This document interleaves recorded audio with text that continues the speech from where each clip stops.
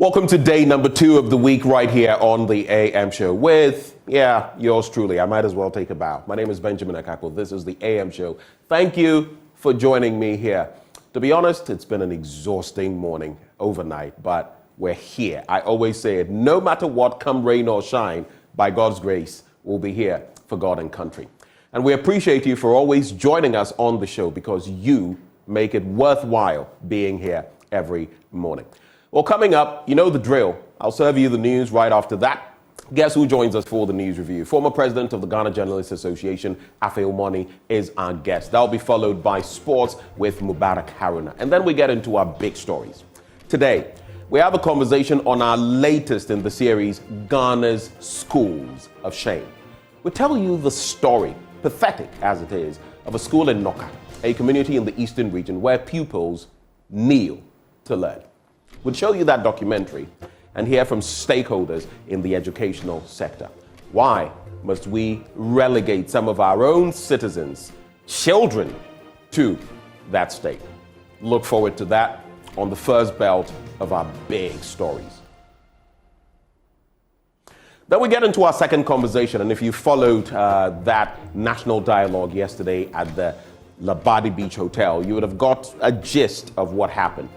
We have a conversation on illegal mining following our national discourse on our documentary, Poisoned for Gold. We'll be hearing from residents of Kumasi on how to halt the Galamsey menace. And that will also be for your citizens' microphone. You know, we do love to engage you. Now, on the third belt of the show today, we'll delve into the ongoing Adan Songo Lagoon debacle, a matter that has persisted for quite some time. The Songo area is a salt-rich lagoon situated in the Adan East and West districts of the Greater Accra region. Fortunately, Electrochem Ghana actually expressed interest and obtained a license from the Minerals Commission to conduct commercial salt prospecting. We'll be delving into that issue later on the show. But as the year ends, we begin a series titled End of Year Conversations. We'll be talking, interacting with people we've hosted in the course of the year.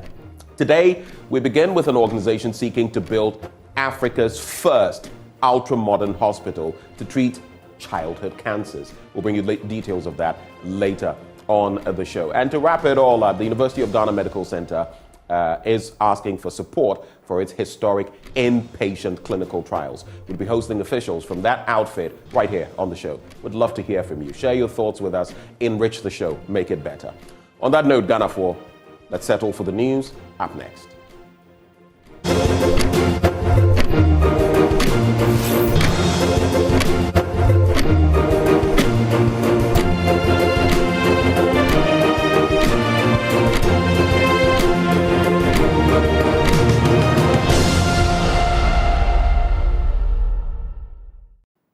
Thank you for staying. Time now for the news. In our first story, name, prosecute, and shame all individuals involved in illegal mining. Pass stringent laws. Those are just two of the many radical solutions panelists on the Joy News National Dialogue on Illegal Mining suggested to deal with the growing menace. There's more in this report. Illegal mining has become a pervasive issue in numerous communities. Vast forested lands have become obliterated, leaving water bodies clouded with toxic heavy metals. The widespread devastation has deeply affected many. Panelists at the Joy News National Dialogue on Illegal Mining passionately address the severity of this menace. The Chamber of Mines thinks the country is under siege. Ladies and gentlemen, our environment is under siege. No two ways about it. Even government institutions like the Forestry Commission consider the activities of illegal miners as an ecological disaster. In brief, I would say what we saw was an ecological disaster. And this is not something we should countenance as a country. Executive Director of Water Aid, Irabna Yanye Akufu, agrees. What is happening in Galamsey affected areas is an extreme act of violence against our water resources. It is a hydrocide. This is genocide against generations, and silence only aids our oppressors. Dr. Bob Mantel from the Center for Climate Change at the University of Ghana emphasized that the core issue lies in government's failure. The problem we face is a governance failure. and a collective action failure. Small-scale mining has been around for several years. 34 years ago, there were less than 100,000 people involved. Now, the industry supports more than 3 million people. Martin Ayisi is the CEO of the Minerals Commission. Safe, as the lawyers will say, I'm one of them, Greater Accra, Volta, and Oti, where I come from. And it's a matter of time. I'm seeing gold in Oti. I see the data every day. And then you move from 50 to 100,000 people to now an activity that supports 3 million. The Northern Electricity Distribution Company has reconnected power to Akumakrom after the community experienced 2 weeks of total blackouts after some unidentified members of the community tampered with a transformer in the area. Techiman area manager for NEDCO, John Tayari, who was speaking at a meeting with opinion leaders from the community, admonished power users to desist from tampering with faulty power lines to save lives and property. Anas Abit filed this report. The Akruma community in the Kintampo South district were taken off the national grid after some unidentified members of the community embarked on activities that are capable of damaging NEDCO's transformers and transmission lines. Techiman area manager for the Northern Electricity Distribution Company, John Tyree, says the activities of the people, beyond causing damage to the transmission lines, also pose as a danger to the lives of the people of the community. We got a complaint that there was a light off in Akumakrom. Our team put themselves together to get to Akumakrom, only to realize that they had gotten an electrician to fuse the transformer back. And the transformer fuses, they use cable to just tie them in a manner that it will be difficult for them to, blow in case of any eventuality. So we detected that that was dangerous to the health of the transformer and then even for the people of the community. NEDCO's decision to disconnect power to the community is to, amongst other things, make the community provide the persons involved as well as prevent future occurrences. Mr. John Tyree admonished the people to avoid tampering with transmission lines and report to NEDCO for immediate actions to be taken. We took away the fuses and asked that the community should get the person who fused the transformer before we could restore supply. So the fact that the fuse is gone off doesn't mean you should just go and fuse it back. So when they go off, communities should have the patience to get back to us and let us do our work and do it professionally. That is safer. The people of the community, through the district executive, reported to the PURC, whose intervention called for a meeting between NEDCO and the opinion leaders of the community.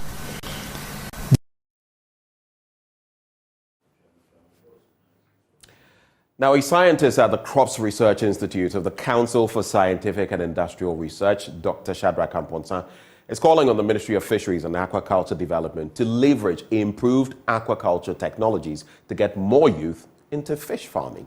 He cites technology like the recirculating aquaculture system, which has proven to be efficient and high-yielding.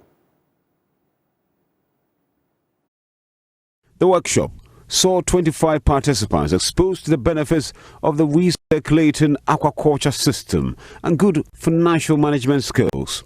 Dr. Shadrach, who is also the director of One Testy Ventures, was happy the workshop has positively impacted the fisheries sector. Aquaculture presents a huge opportunity for youth employment in Ghana. The reason being that we can have the youth working on pond construction, the design, the setup. It can create employment for them. Aside that, the production is another big opportunity for youth to venture. And then also after the production, we go into processing. The value addition bit is key. Then we can also have those who are into marketing of these products, after they have been processed. And I think that if they can get the right support, being a government or private sector led, there will be huge returns as far as the aquaculture space in Ghana is able to influence the employment issue, especially for the youth. I believe aquaculture has what it takes. The Ministry of Fisheries and Aquaculture Development, I know, is piloting a lot of these technologies, dugout systems. They are able to help farmers here and there. I believe that the recirculating aquaculture setup that we have is what it takes to be able to open up the patronage for people to venture into aquaculture, so that we can close the gap, because it's too wide. 60% deficient in fish, and we have to now import all that. And huge, foreign exchange lost, as a country. I believe that the RAS comes in handy. It's something that can come in. Now we have collapsible RAS setups. You can always carry them along, moving it from place to place. The participants were also happy the training has been impactful. What we learned today has really shaped me. So that if I go back, I think I'll be in a better position to know exactly what I have to do. My name is Johnson Heffron. Reporting for Joy News, Kwesi Deborah. Now, only a few fresh students have so far reported at senior high schools in the Upper West region. Correspondent Rafiq Salam visited 2 schools in the Upper West region and reports that only 3 students have so far reported to school. Out of a total of 708 students, only 1 turned up at the Laura Senior High School 5 hours after the school gates were opened for the freshers. Gilbert Tamura hails from Bazen in the northeastern corridor of the Laura municipality, but had his basic school education at Ayawaso MA Basic School in the Greater Accra region. He is happy to be at the school of his choice. Yeah, happy. Now that I'm here, I know that my other colleagues will still come. Okay, so you are sitting down here waiting for them to come. Yes. So you're waiting with bated breath for them to come around. Yeah. Laura Senior High School, you'll be here for 3 years. Yes.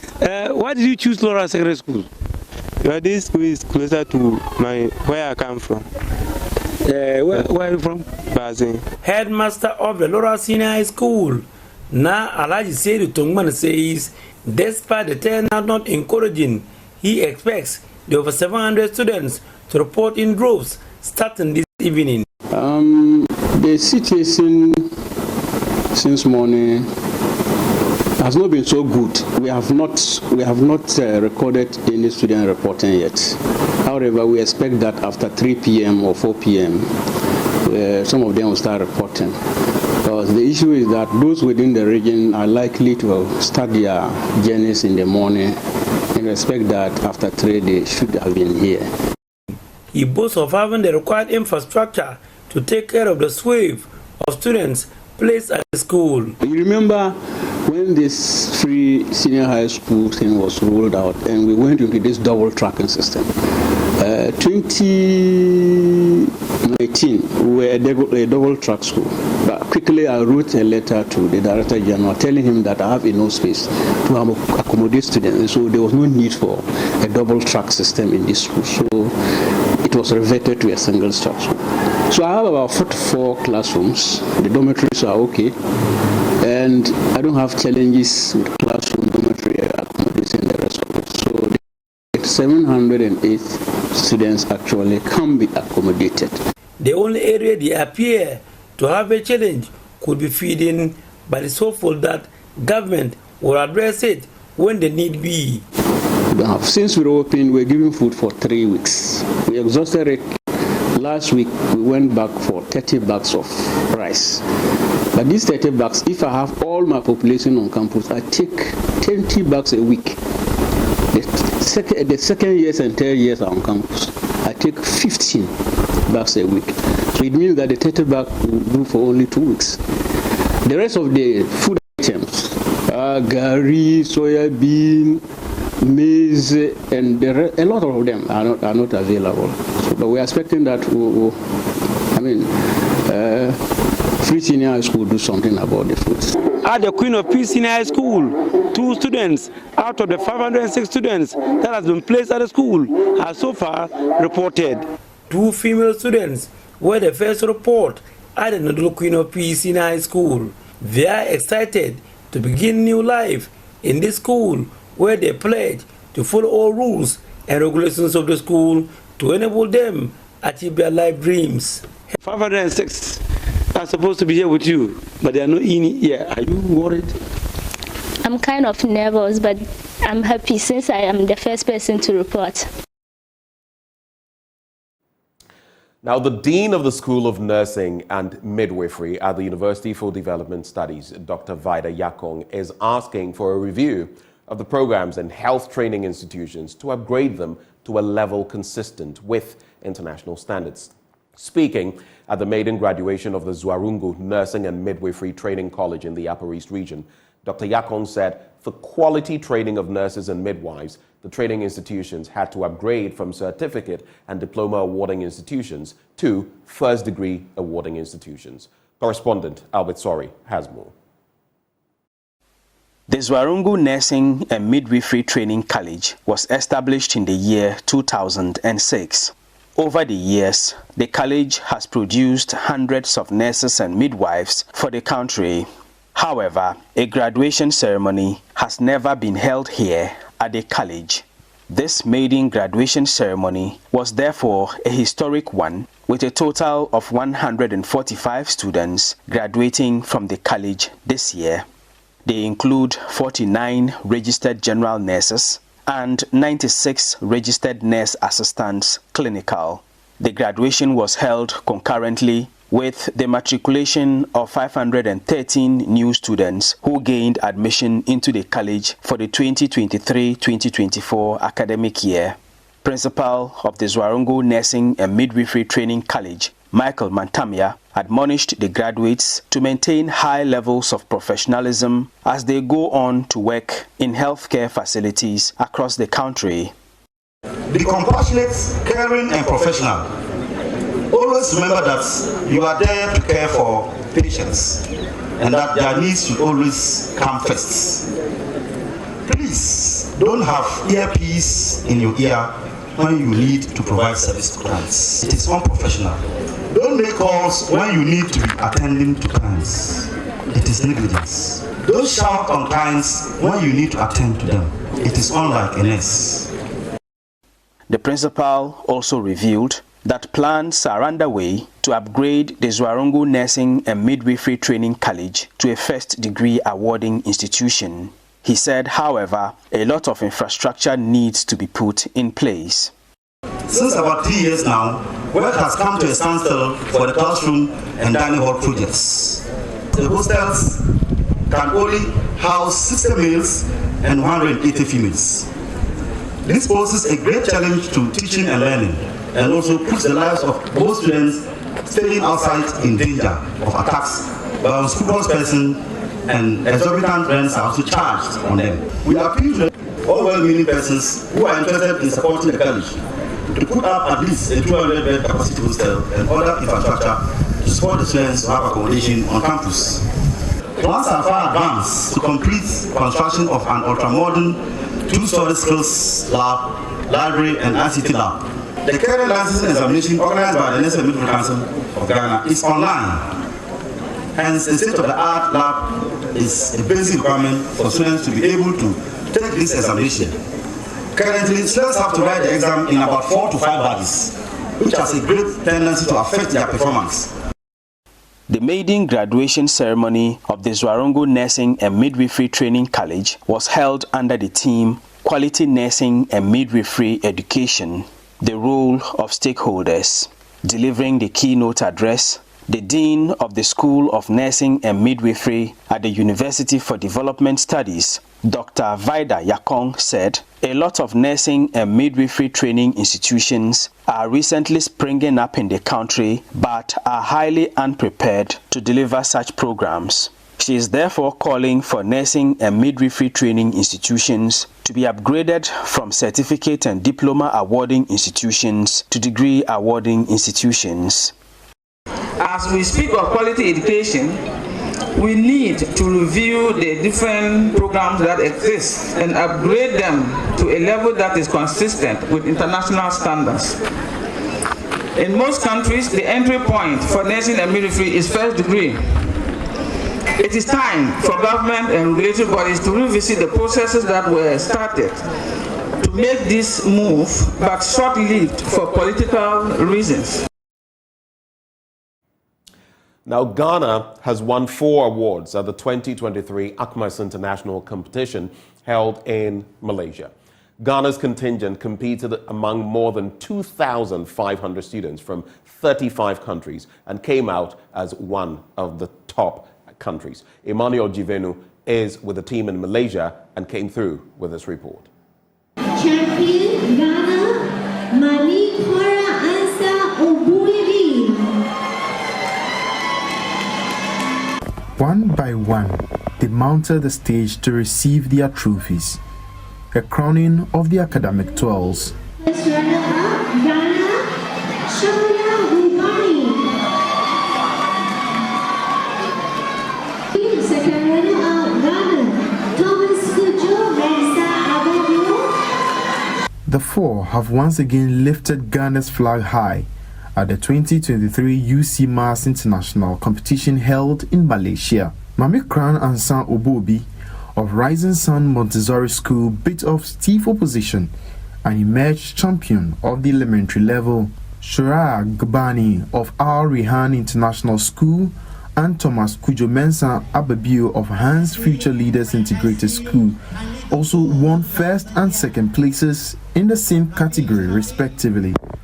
Obrimpong Kujo Mreku of Hallmark International School completed Ghana's award log with second runner-up for the basic level.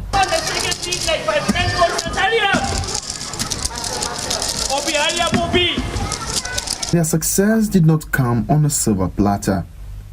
By dint of dedication, rigorous training, and passion for mental acuity won them the laurels. Even on their 2-day treacherous flight to Malaysia, they kept practicing and perfecting the act in order to represent their nation with pride. The preparation towards this competition has been stressful and exhausting. But thank God I got this trophy for my school, my family, and my country, Ghana. There was 2,500 people competing in this competition, and it was very exciting to know when I won this trophy. I want to give a big thank you to my teachers and peers. Speaking to Joy Prime at the award ceremony, West African Technical Director for UC Mars, Keti Gbani, said the team will not rest on its laurels as they will start their preparations for next year's international competition. Winning these trophies means a lot to UC Mars and means a lot to our mother Ghana, means a lot to our children who have put a lot of effort into this competition. It is something, it's a reward for all the dedication and hard work that they have put. It is telling us that we actually doing well. We are doing something that's very right, and we are getting international recognition among 35 countries that are taking part into this international competition. Going forward, the next competition is in India, and we are looking for much greater and much bigger awards because we are going to start preparation towards this competition much earlier. Over 2,500 students from 35 countries contested at the 30th edition of the UC Mars International Competition. 26 other children from Ghana who participated in the competition received recognition for placing third. Reporting from the Seattle City Convention Center in Malaysia, my name is Emmanuel Jivenu, Joy Prime. That is the mathematical note on which we cap off the news. But do stay with us. The news review is up next as I'm joined by former president of the GJA, Afe Omoni.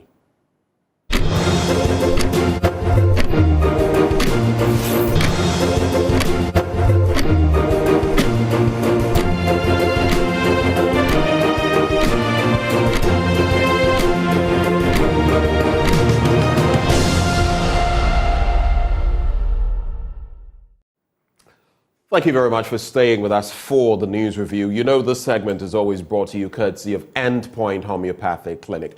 Here's what they're offering you. In case you've never heard us blow this trumpet.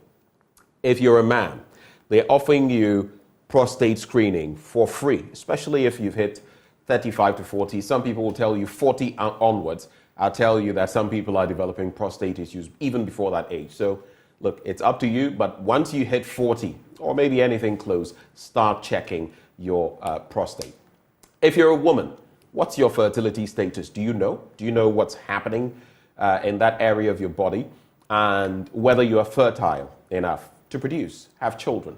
Well, if you have those gnawing questions, I would recommend that you make your way to Endpoint Homeopathic Clinic because they are offering you screening services for free, gratis. Here's where you can locate them. Here in Accra, they are at Spintex opposite the Shell signboard.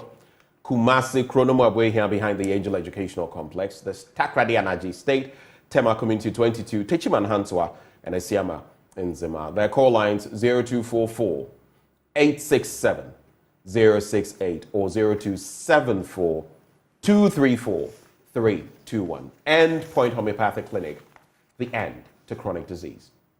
Joining me in the studio now for the news review this morning, we have former president of the Ghana Journalists Association, Afeo Money. Mr. Money. It's great to be here. It's good to have you. Yeah. It's good to have you. You come with a lot of intellectual money. Thank you so much for the compliment. Great. I have a bit of a concern, though. Sometimes I like sharing these things passionately on air. I just came from my newsroom where one of our editors, together with others, were talking about Ghana and our prospects and everything. And something like COP28 and are sending over 600 plus delegates. On Friday, I'll have time. I'll have time for some of those. Last year it was over 300, yeah. It's not the first time we've done something like this. You ask yourself, with what is happening here and all these numbers, how do they translate into anything? We keep sending these huge numbers on the back of the taxpayers' money. But we are told that not all of them were. Not all of them, yeah. Indeed. Yeah. But a lot of them. A lot of them, yeah. A lot of them. On taxpayers' money. And you look at the state of our environment. Yesterday we had the Joy News National Dialogue. Fantastic at the program. Labadi Beach. Fantastic Hotel. program. At a point, listening to some of the responses coming from certain quarters, I'll single out people later, not today. I became worried. I went to Erastus Asari Donko, the Journalist of the Year, and we had an interaction. And I will not reveal the interaction we had, but I want to ask you this morning. Ghana, this ship that is sailing called Ghana. Do you think we can make it? Do you think we will make it? And I'm asking that question on the back of a lot of what I hear from young people everywhere. Is it even worth it? I hear people now saying things like, you know what, I want to do my best. I don't even want to give birth to my children in Ghana. I don't know whether you've ever heard that. Sure. Young people saying Sure. they don't even want to give birth. They want to go and give birth elsewhere, to give their children some sort of upper hand because they believe giving birth to their children here. But we see it, even our leaders themselves. They get pregnant and they fly to the US, and to give birth and give their children citizenship of... Sure. What does that tell us? So do you honestly think we can make it or we will make it? Because I am saying prayers alone will not solve our problems. God will not do for you what you can do for yourself. What do you think? So let me premise my response with a statement made by a prominent Ghanaian, intellectually solid. He's seen it all. He's contributed his bit as a professor at the University of Ghana. And he once said to me, I've lost interest in Ghana. I said, Prof, why do you make this statement? And he narrated a number of factors which underpin his statement. And I'm reflecting on this since then, that why should this man of prominence, a man of intellectual solidity, make this statement? Someone who has contributed a lot to this country.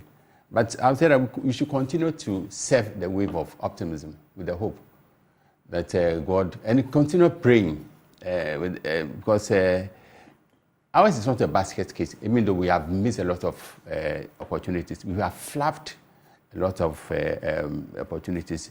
given the resources we have, natural and all that. But I will continue to pray, continue to hope that we'll turn the corner around realistically and not rhetorically. And let's continue to pray, let's continue to do our bit.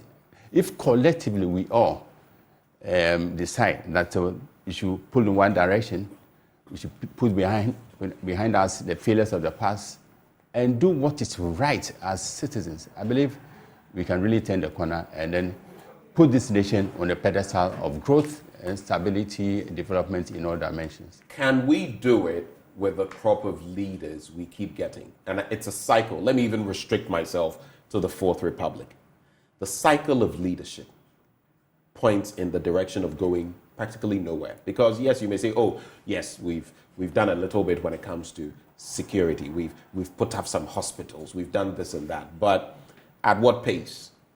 In development, there's the capacity to go one step forward, 2 or 3 steps backwards. A typical example, road construction.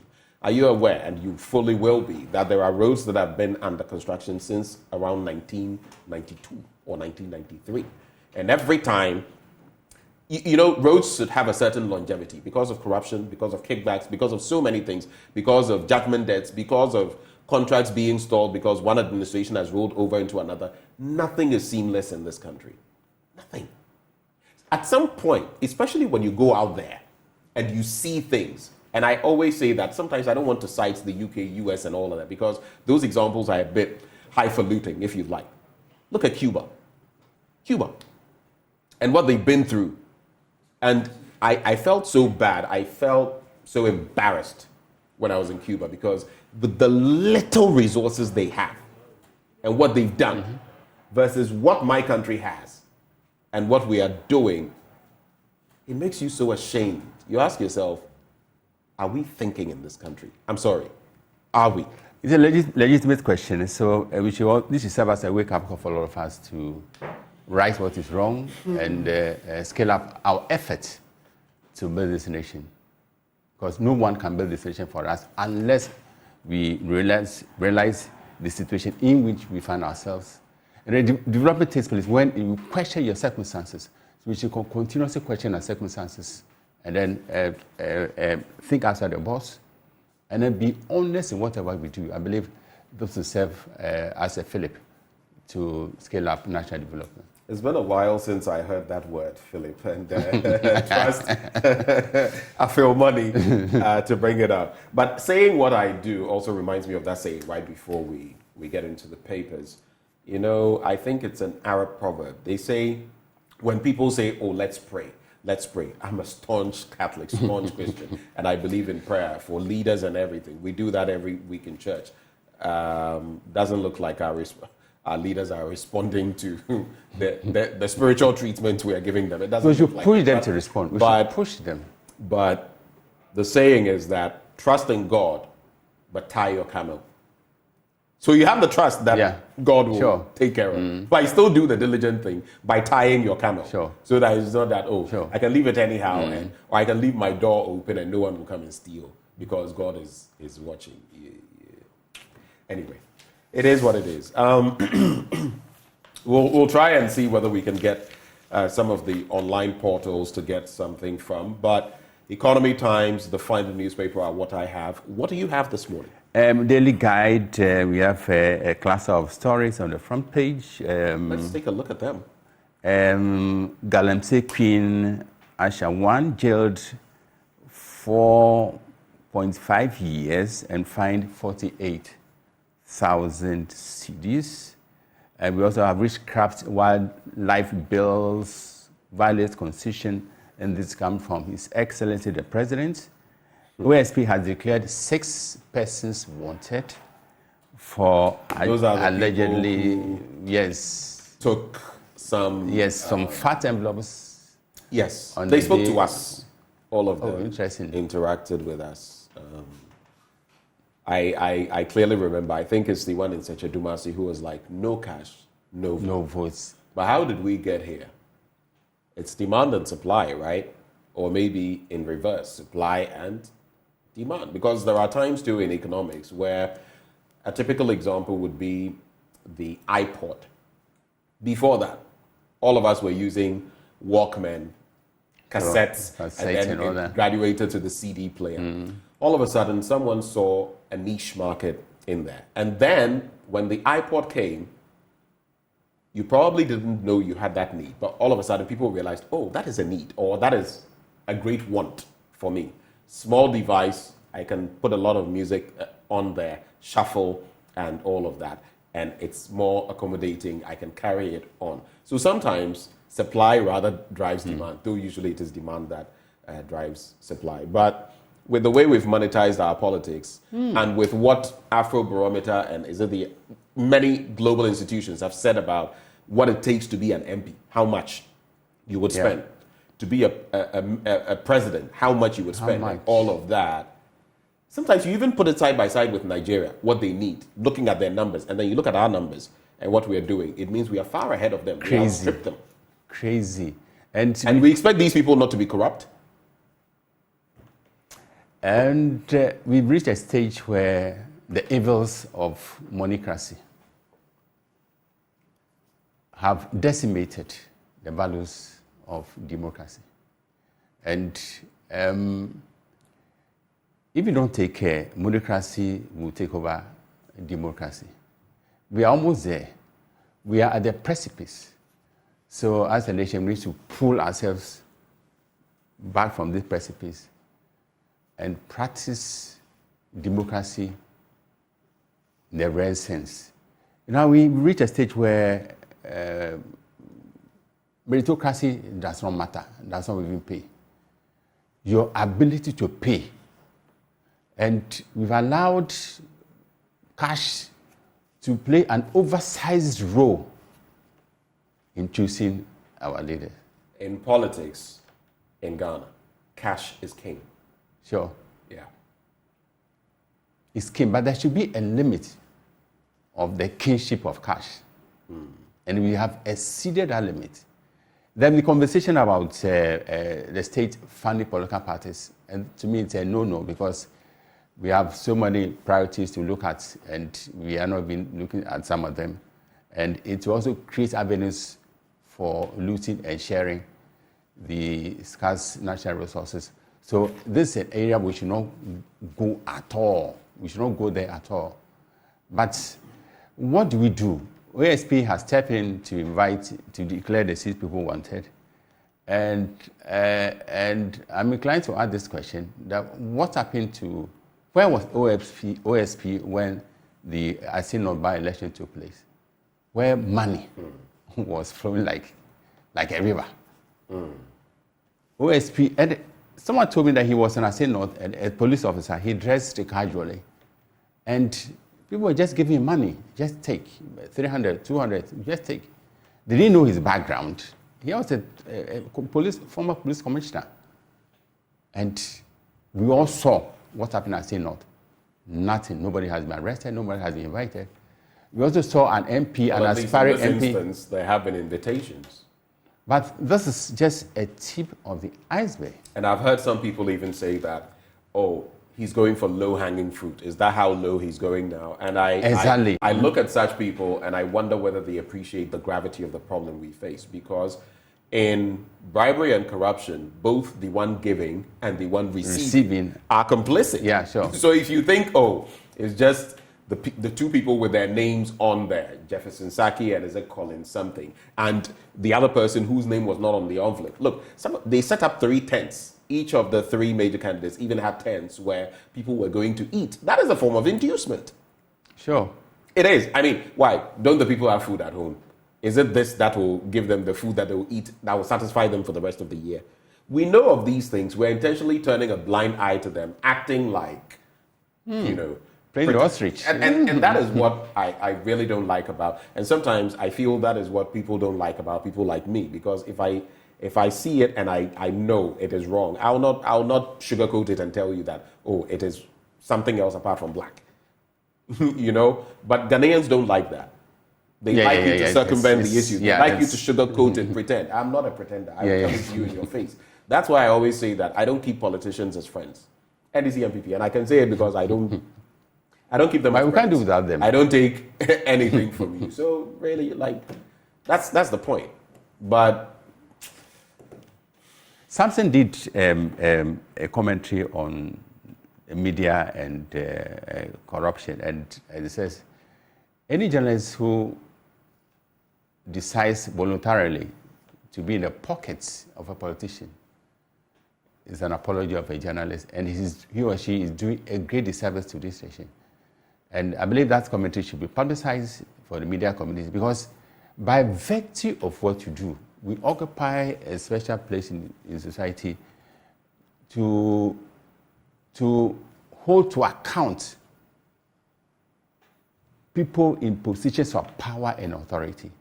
We exercise oversight responsibility over all sectors of society, over the three arms of a tripartite government. So we should be above reproach. For if, as the saying goes, if gold rusts, what will iron do? So this is a piece of advice to my colleagues in the media. Let's get some other stories. And so it will be interesting, the story on witchcraft, the witchcraft bill, and why the president says he's not going to give his assent to that. You remember when it came up, many people celebrated that finally this whole bit about, oh, you are a witch. I mean, in a court of law, how do you prove that someone is a witch? And many people, over the last few years, I remember this old woman who was flogged in a circle. She was killed. We've had all of those stories. There are lots of tragic circumstances. Tragic, more than tragic circumstances. Witches. How they can prove it, only God knows.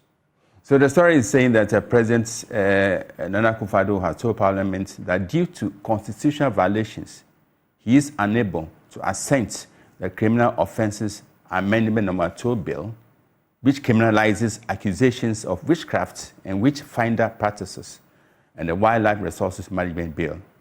According to him, his review of the two bills indicates that the legislations were passed by Parliament without going through the established constitutional and legislative processes.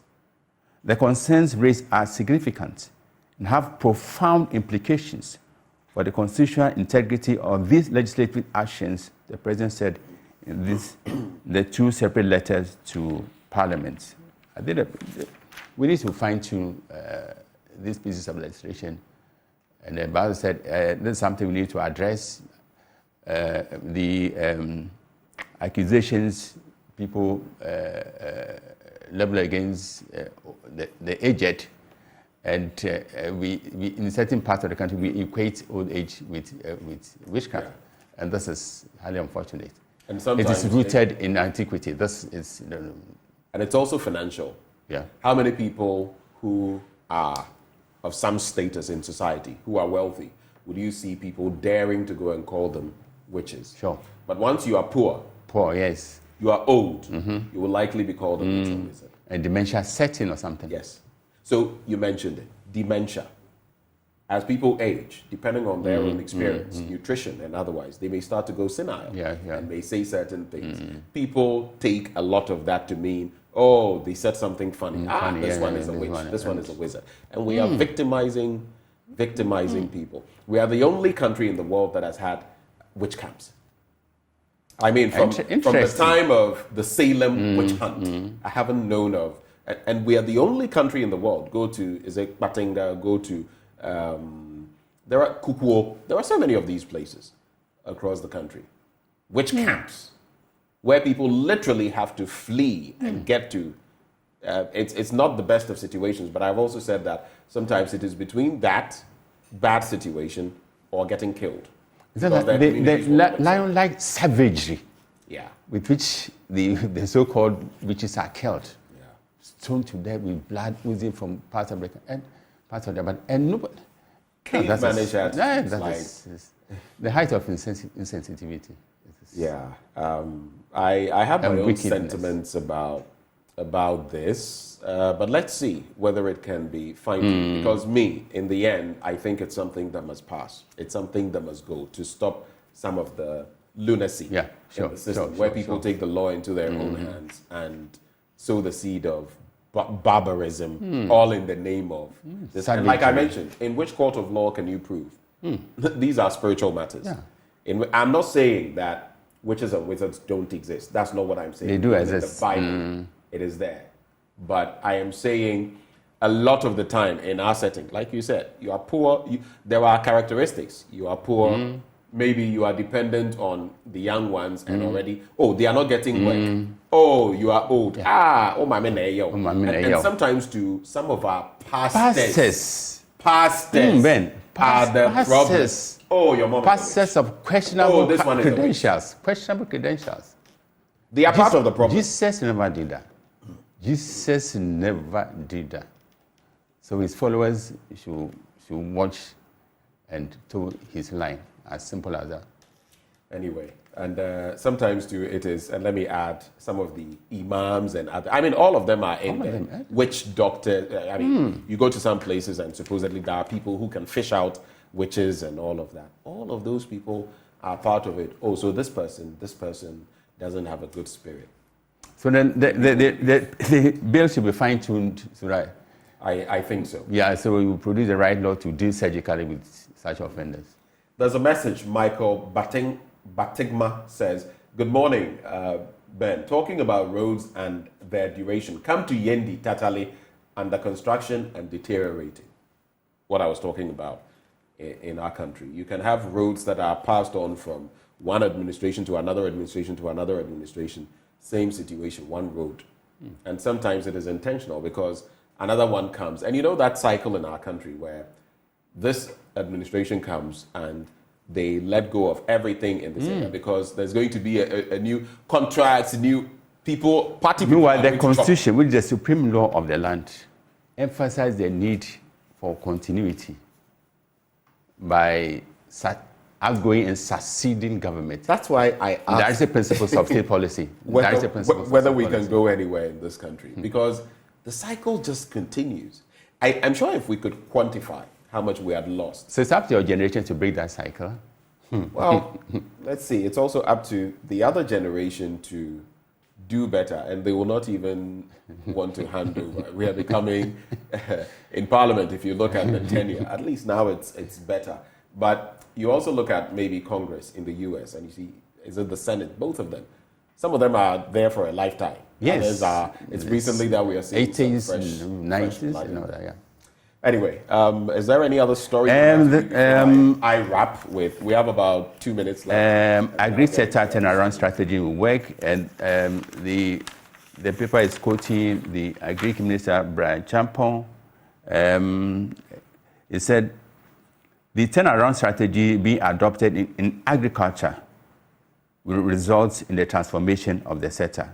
I believe this is not the usual rhetoric, and people are questioning the impact or the success rates of the planting for food and jobs. The second phase. Has it been successful for you?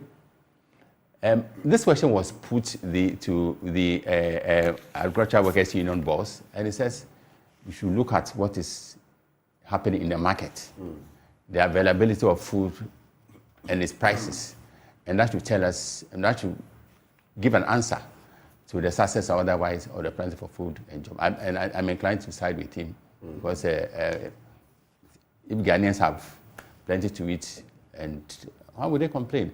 And they said that any economy in which the average citizen spends more, or worker spends more than 10% of his income on food, then that economy is. And you know, we have the highest food inflation in Africa. Yeah, so currently. Sure. Highest food inflation in Africa. I think it's over 40% or something. Incredible. Yeah. That is where we are. I mean, so the second phase of the planting for food and jobs should rectify the anomalies of the first phase, and so that we will all have cause to celebrate and pat Honorable Brana Champong on the back for having done the impossible. I don't know about you, but for those who lived through that era, Dr. Abudu especially, among others, Operation Feed Yourself. Feed Yourself, yes. I mean, when they tell you about what Ignatius Kutu Champong did, bar the fact that he was a military leader, achieved with that, together with the real people behind it, the likes of Dr. A.O. Abudu. Okay. And Benasco, then agri the commissioner. people who effected those things, and how plentiful food. Plentiful, you could see. You could see it. You see, that's Yes. the thing. Don't come and tell me, oh, your life is good. Let me know. If I know it, you don't need to come and tell me. Don't need a superfluity of evidence. You don't come and tell me, I have done this and we have done this. Where are the results? Exactly. Where are they? The Finder newspaper, Ghana signs $50 million emission reduction payment agreement. Pictured there, our Lands and Natural Resources Minister. We are very good at these things, photo ops and all of that. Recently, the former Chief Justice, Sufaya Kufu, mentioned that our lithium agreements are Gaggisberg agreements. And I agree with her. You are still getting 10% and all of that, and you are running helter-skelter. You are happy. Go to other countries. You know, look at what is happening in South Africa, Namibia, Kenya, Rwanda, and the rest, and you are happy with chicken change, and that's something to celebrate. I don't get it. Galamsey Queen Pin, Aisha Huang, jailed 4 years, 6 months. You brought up that story. You've also brought up the Brian Champong story. Orphan constituencies. President commends NPP for successful parliamentary primaries. And let me just wrap with the Economy Times. Bank of Ghana prepares to recapitalize, and IPPs, the independent power producers, kick against tariff reduction, that is in electricity. They say it threatens DDEP efforts. We have over $2 billion that we have to deal with on their front in the short to medium term. And already nowadays, you can just be there. Power outages are becoming rampant. But let's see how things go.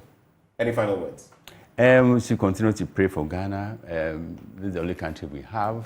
And ours is not a basket case, even though we have a lot of challenges, but these challenges are not... they are surmountable, They are not insuperable. So we continue to pray. Anyway, thank you so much, Mr. Afil Moni, for always doing us the honors and coming here. It's a huge pleasure. This morning, you've reminded me of 2 words I have not seen or used in a long time. Philip and insuperable. Thank you. Thank you. Right before we get into sports, this came through yesterday. Unfortunately, we couldn't do it. So this message coming through, let me just read it. To my adorable Eresi, may you be very great. May you excel in everything you do. 7 years ago, you brought too much joy to your mom and me. As the Lord has blessed you with another year, it is our prayer that He will always favor you and guide you through this journey of life. In everything, know that your family loves you. Be blessed, my adorable Ahanta princess. A blessed 7th, my super girl. I owe you one this weekend. And that is from Samuel Kojo Brace. He flies high the flag of the Ahanta community. To you, his beautiful daughter, Eresi, belated happy birthday to you. And that's the note on which we cap off the news review this morning. But this review is always brought to you courtesy of Endpoint Homeopathic Clinic. If you're a man, above 40 especially, here's what they're offering you. Prostate screening for free. If you're a woman, fertility screening for free. Just reach out to them at any of their branches. Here in Accra, at Spintex, opposite the Shell signboard. There's Kumasi Kronoma Boy here, behind the Angel Educational Complex. There's Takrady Anaji State, Tema Community 22, Techiman Hanswa, and Esiama and Zema. Their call lines are you ready? 0244 867 068 or 0274 234 321. Endpoint Homeopathic Clinic, the end to chronic disease. When you pray, say a word of prayer for Ghana and its leaders. Up next, sports.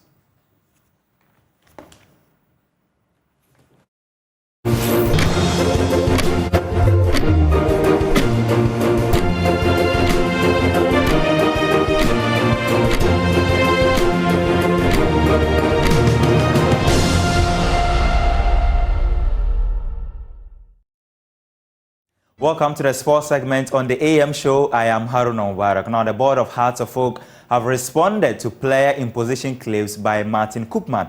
The Dutch trainer was sacked in November after picking up just 2 wins in 10 Premier League matches. Koopman then attributed the poor results to player influence by the board. Listen. Martin Koopman has been reported to blame the board of directors of the club for poor results of the team. They think we are still the best club in Ghana, and that's not true. On paper, yes. There are 7 players. I cannot use them in the competition. It was one day before the first competition game that I heard, don't use these 3 players. And on the end, they said, you cannot use 7 players. Anane, Korsa, Esso, Diadun, Salifu, Saidu, Atta. You don't use them because they don't deliver. Well, in a press conference held yesterday, the board headed by Dr. Nyaho Nyaho Tamaklo denied the claims and said Koopman was solely responsible for player selection. Martin Koopman has been reported to blame the board of directors of the club for poor results of the team. We believe strongly that cooperation is the best thing that can give you good results. That is why we have regular meetings with the technical team. The head coach himself and the supporters, and so I find it baffling for the head coach to shift blame on the board when he has played a key role in restructuring of the team. Prior to the arrival of the head coach, we had assembled some top talents for the club and to our surprise, he rejected them out. And so we did not register them. He told us that those boys could not be part of his team. So if today he's blaming the board for the team's poor performance, that is not being truthful to the facts. Today, Hearts of Oak is the only club in the whole country that provides good accommodation for its players. And per my search, we are the highest paying club in Ghana currently. So when it comes to financial and other motivations, the board has played its role very well. The board finds the head coach comments in the media very distasteful. Now, the board has never told the coach not to field any player, and pointed to available records showing that Koopman had even used all except 2 players who were nursing injuries. And the 2 players are Eric Ofori Antwi, who was a goalkeeper, and David Afrani, a defender. Well, the drama never stops at Asante Kotoko. But at House of Oak rather, let's talk about Asante Kotoko because it's now 3 successive wins for the Porcupines. They are in 7th place after their 1-0 win over Brekum Chelsea yesterday. They are now 5 points behind league leaders, Aduana FC. Highlights for you. This evening, say, onto the part of Opon. Opon finds Mukwala! Mukwala makes it 1-0 for Kotoko. Steve Desi Mukwala opens the scoring for Asante Kotoko on the 40th minute mark. Some clumsy defending from Chelsea has Kotoko the opening goal. It's 1-0 for Kotoko. 40 minutes at the Baba Yara Stadium. 1-0 Kotoko. Great sense of awareness from Isaac Opon, but Mukwala didn't give up. Zakaria Fuseni was caught ball watching.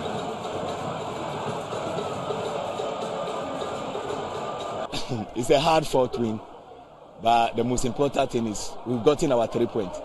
Let's walk through the game. Mukwala has again scored, but were you expecting more than a goal considering that you created decent scoring chances? Yes, Mukwala is on fire. In the first half, we could have scored 3, but unfortunately we couldn't convert those chances, obvious chances that came our way. But I think the most important thing, like I said earlier, is the 3 points. In the other game, Legon Cities, they defeated Great Olympics by 2-0. Now to some national team news, and the Black Queens have wrapped up preparations for the clash against Namibia in the qualifiers for the 2024 Women's Africa Cup of Nations. The Queens already hold a 3-1 advantage from the first leg, and they hope to actually secure back-to-back wins against their opponent. Here's their coach, Nora Huptel. Yeah, we had a good game at home with a big crowd, so it was absolutely fantastic. We won the game 3-1, so it's good to come with this result in our backpack down here. We are very focused, very humble, we are very determined. We work a lot on our values, and determination is one thing. So yeah, we had a good start now. Trained today in the stadium here. It's an amazing pitch which we adore, you know, because we are a team who likes to play, and the ball is rolling fast here. So for us, everything is ready, and we are ready to play.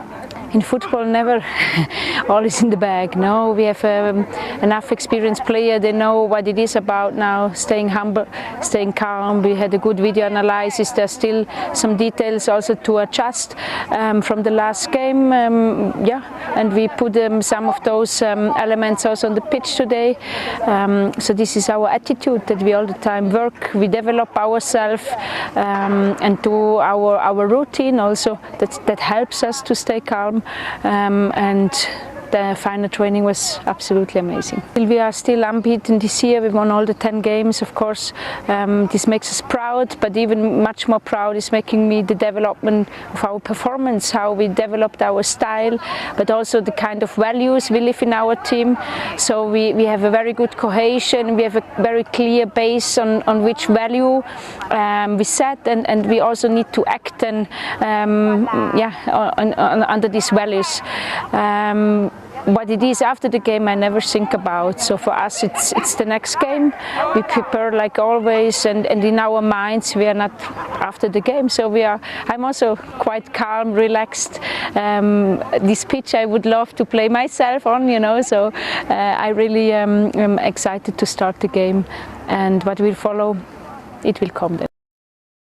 Now, Slovakia side Zelina have expressed interest in 6 Ghanaian players during the scouting tournament organized by Pangels Consult. They will monitor the growth of the players for a possible move to Europe. There's more in this report. There was a penalty from the number 4 jersey. 5 teams, namely Africa Youth, Santa All-Stars, Changing Lives, Action V, and Kengid, were invited to participate in a scouting tournament held at the Tuba AstroTurf in Kaswa. 4 matches played, including the final, which was mainly a selected side from the participating clubs. Zelina, a prominent top-tier team in Slovakia, had their scout in attendance throughout the 5-hour tournament and were impressed with the level of skill displayed.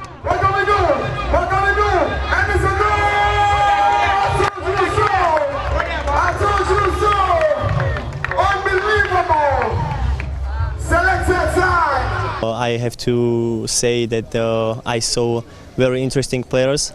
Some of them are old for us, but they have future maybe in Ghana. And of course we picked some players that we will follow in future, and maybe we will take them to the Slovakia for a trial, and they can achieve something in Europe. You spoke about being impressed with some of the players. What was your criteria in scouting these players? Criteria is simple. The first criteria is movement abilities of the players, and of course the individuality of the players that is interesting for us, and some I would say we say the weapon is a special parameter that player can interest some people or some coaches, and of course another scouts in Europe. How many have you gotten? How many? The players, yes. How many have impressed you? How many? The number? Today? Yes, today. I would say 4, 5, 6 players are really interesting for us. Pamela Ansa Asamoah, responsible for assembling the clubs and organizing the tournament, shared her motivation behind the initiative. So after I thought that when I travel outside, I see a lot of talent, but they don't have the exposure. And those in Accra, a lot of the time, because of the city life, so you realize our national teams are just going down by performance. So I thought to maybe put something together and bring. So if you realize, I brought some people from Koforidua and then some people from BA. It's just the beginning. So we are looking at when we get bigger to bring people from all over, maybe from the north, so that those out there will also get this opportunity and be exposed. And then at least they'll be identified, and moving forward, we see them in the future for our national teams and in the foreign teams as well. Beautiful play, and these are things that we're looking for in Ghana football. You get it? These are what we're looking for, because with this we can go far. Because if it's a day game, and look at those three teams that they have played, the standard was very, very great, very, very great standard, and this is what we're looking for Mother Ghana, and I know we'll go far. So which means the 2023-2024 league coming, it will be very tough, because we're having the teams from Brong-Ahafo and Eastern Region playing two teams from Accra West, and that is very great. The scouting tournament marked the inaugural event organized by Pangels Consult in collaboration with Zelina, and young footballers now have a real chance to impress and potentially secure a move to Europe in subsequent tournaments. There will be more on sports today at 2 p.m. That's your sports on the AM show. My name is Harun Mubarak, and have a good morning.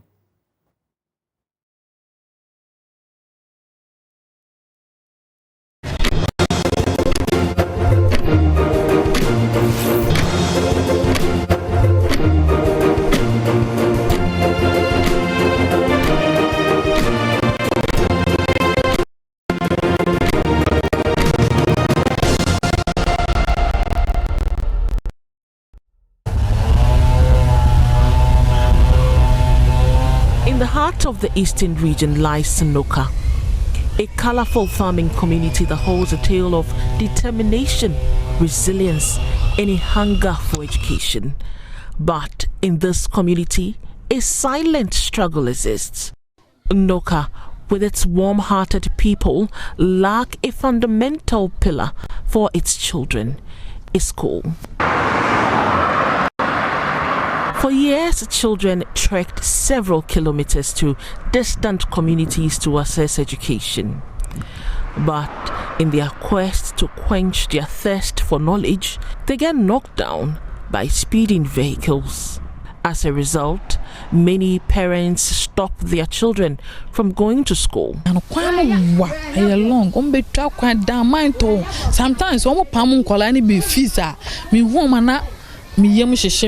had a school call. I'll be a hall to me. Say, Chio, no, Jina, Quanim, Nakan, Sujina, say, Ching. Me, mammy, and they be I have quani dear, my school for a baby. Nancy and Cromwell see you be what quines, so I had a can a bono and call lamp penny for.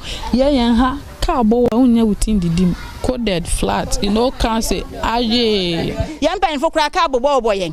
A beau bonitina at a toe. A bank of Bama Yambidia, yes, then, young person of friend make a queen Macobium. Meet Eunice Esiedua Itapon, a trained teacher. In May 2023, she requested to be transferred to teach in the Eastern region.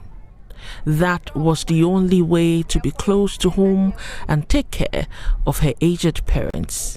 Eunice was excited when her request was approved, and she had been transferred to Unoka MA Basic School. Her excitement soon fades when she discovered the Unoka Basic School does not exist. I seek for assurance in Sawoma Dweji Municipal, and I was given Unoka Primary School. So it was Unoka MA Primary School. That was what was on the letter. So I proceeded and I had the release. So this academic year, that is 2023-2024 academic year, that was when I was released. So right after I had to bring my document to the municipal, So when I got there, I had to pass by the school to see where the school is located and how the place is.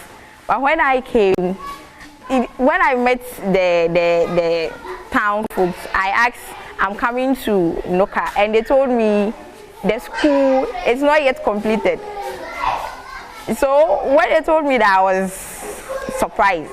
I had the information that a teacher was posted to the school. So I quickly informed the chief and the people of the town so that we can organize our children to start with the school. And that is what we have done. That is why you can see pupils over here. Now we are not schooling in the school building. It's somebody's chapel that the president has offered us that we should be here until the room is completed. This is the school Eunice has been posted to teach. An uncompleted 6-unit classroom block, a Get Fund emergency project. The road over here is a major road in Samam Adesu to Cape Coast and Asamankese. So we thought it twice to establish the school so that those accidents will be avoided. Sometimes when I sit and think about it, I wonder, because if there is no school, so why do you then post me? But sometimes I just conclude that it's the will of God. Maybe God knows why He sent me here. Because of the kids, maybe He knew I have to come around and start, so the rest will help me. So I'm just holding on to that. Sit, stand, hands up. About 6 other teachers posted to Noka Basic School didn't return to the community after their first visit. But Eunice Isieduejapong was determined to rise above the difficulties and make an impact in the lives of these young ones. Let the mission begin, knocking on one door to the other and inspiring dreams. She gathered the children. With a generosity of heart, Maranatha Power Ministry offered their structure. It wasn't easy though, but I got help from the assemblyman and the pastor who gave us this temporary structure, that is Reverend Amwa. I had help from one man called Evans Mensa. He was the first person when I came to the place. He told me the structure will be ready very soon, so don't worry. And a lot of your colleagues have been around, they have come and checked the place, so don't worry. They will join you soon. And a lot of people are here, so you shouldn't worry at all. So those people, their words of encouragement, it brought positive vibes, and I decided that this thing I have to start. Every morning, these learners embark on a symbolic journey to a bright future, carrying chairs to this makeshift classroom. In less than 2 months, enrollment increased, and so did the workload on Eunice. On the 4th October this year, we started with admissions. And that day, I had 7 pupils admitted. And day in, day out, admissions increase. And currently we have 107 kids. It's not easy. It's not easy, especially those younger ones who are now starting school. It's not easy. It's not easy for you to get them their concentration. They are hyperactive kids. So sometimes I have to be going around, catching them, letting them sit in between those in the upper classes. Sometimes if I see they are disturbing, I just have to let them sit beside the upper class pupils so that they can monitor them whilst I teach, so it won't distract the class. Looking at the nature of the place and the work itself, the workload, sometimes it's not easy. It's not easy.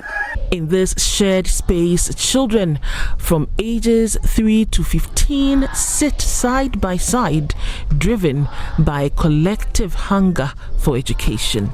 Before we learn the new letter, Eunice, with dedication etched on her face, navigates the challenges of a single-space classroom. The jamming of learners into one space and the workload makes it difficult for Eunice to follow the Ghana Education Service curricula. For now, I have not started with the curriculum yet. I have not. Because if I say I am going by the curriculum, it's 6 weeks. And 6 weeks, we have different levels. We have different levels among us, so I can't. If we were more than that, I can go strictly according to the curriculum. But because I'm here alone, I can't do that. So I just pick the general thing. They all have to know, then we discuss. You're in class 1, class 2, and class 3. Not class 4 and class 5. Classes, more classes. I anyway one year and you see on the back when you be a try the corner many way throw no try. No this room to could feel no this range. Yannick KD Funa, Usiandi, SNF. Tepesa bank, burning 10 for night class will be a connect class. I can't be out here so Bubiano. I'm a yapper, I saw down me in Sase, Grand won't come answer. Na in the community, I discussed with them and they said they have asked the churches in the community to give them their building. So if the teachers are around, we would have divided into classes and moved to the various church buildings. These beginners are practicing how to write the alphabet. With their bare hands, they write the letters in the sand. This may appear unconventional, but their facilitator believes this helps to awaken the learners' imaginative minds. We kids, we have some kind of imagination. So as you imagine, oh, this is how the person is writing, this is how the hand or the finger is turning. So as you picture that in your mind, you write on the ground as you imagine it in your head. That is why sometimes when they open their books, what they imagined, that is what they write. So that is how when you want to start with writing, you go by air, writing on the individual's back, on the ground, then to the book. If you have tables, we'll be writing on the tables and on the slates, but our slates are few. Call this a trip back in time or resourcefulness. For these young minds, however, these spoilt batteries are their best bet for a blackboard. I started with the slates. Someone brought a slate, so I started with the slate. I write on the slate, then they copy. So it was later the community gave us a plywood to use as board. So we have to use the used batteries. So we mix it with water and we darken the plywood to be used as board. It is time for lunch, and anywhere, including the floor, serves as a dining table. And when nature calls, these children have to run to their various homes. Let's go toilet.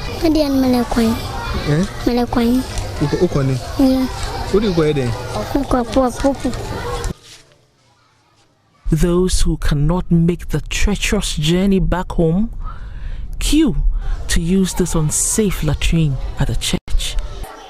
Me myself, I am scared of it. So sometimes I quite remember one of the learners. She was crying. She wanted to poop. So I had to tell the senior sister and sending her there. When I realized they just got a rubber bag and they they just let her ease herself and they tied it and went to put it in. From my political experience, the school will be opened before next year academic year, because definitely is the government of in power who is doing it. We are going to vote by next year December, so they need to commission this school to show the community that they are working before next year academic year. I say, in Kunyam, for 50 children, near the Abasi, your bread, your brands, and now foot through every year. One and talk and now foot through the in suit of cry, bit me a shame. It's a swab by some boy and diners mind. The best by burning 10 for night class will be out on the class. They have potentials. Was being with them, I have seen some like to draw. Some also they are creative, and others also academically they are good. So I am hoping if the building is ready, we get enough teachers, we get learning materials, teaching materials. Definitely they will realize their potential and they will get far. Me and Nessie, I'm a bomb man, and Papa, no more on my Ghana.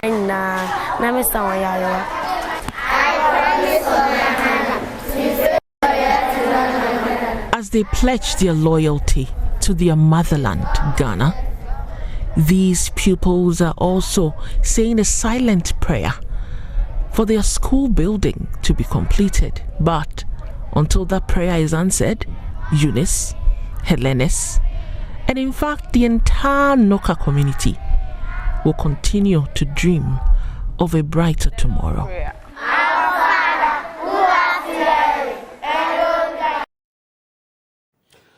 And that is the case of our brothers and sisters, the little ones in the Noka community in the eastern region, who have to kneel just to learn. Well, joining the conversation this morning, we have Divine Kpe as we contemplate these entire matters in respect of education. He is Senior Programs Officer at Africa Education Watch. Divine, a very good morning to you. Thank you for joining us. Very good morning, Benjamin. You have seen this latest installment of Ghana Schools of Shame. What are your initial reactions? All right, thank you, and good morning to your viewers. I've just seen Dr. Peter also joining. Good morning, Doc. Yes, for me, this is a situation we have been living with. Our students at the basic education level have been living in for the past 6 to 7 years or so. It has been getting worse over the years. If you look at the data currently, about, or let me say, just 40% of pupils in the country are having DEX, are without DEX. Previously, it was 30%. But the number has increased to 40% in 2021. About 2020 or 2019, the figure was 30% that were not having DEX. But fast forward to 2021, that number has increased to 40%, which signals that we are doing little to improve the situation. Even if you disagree the data on a regional basis, some of these regions, the number is above the national average. For instance, if you take Northeast, we are having about 80% of the pupils not having DEX, and then you go to the Northern region, as much as 70% of the pupils not having DEX. So the picture or the video that I've seen is not surprising, because for us, as we look at the data, we notice that we are not seeing improvements over the years, and it doesn't look like it is a situation we are going to address anytime sooner because of budgetary allocation, how budgetary allocation is going to issues of DEX, especially when you look at the GET fund, you look at what percentage is going to address issues of deficit at the basic education level.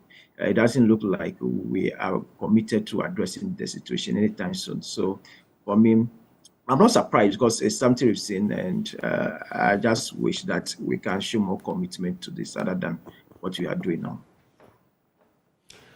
All right. Let me bring in Dr. Peter Anti. You have also, I want to believe, watched this latest installment of Ghana's Schools of Shame. I remember initially when we started with this project and the education minister at an event, reacted to it by saying that, referring to other schools and saying they were Ghana's schools of fame. But these schools of shame still exist. So it's not to say nothing has been done. A lot has been done. But when we look at these children on the floor doing what they do, it's heartbreaking. But what is your initial reaction to this latest installment from Noka in the Eastern region?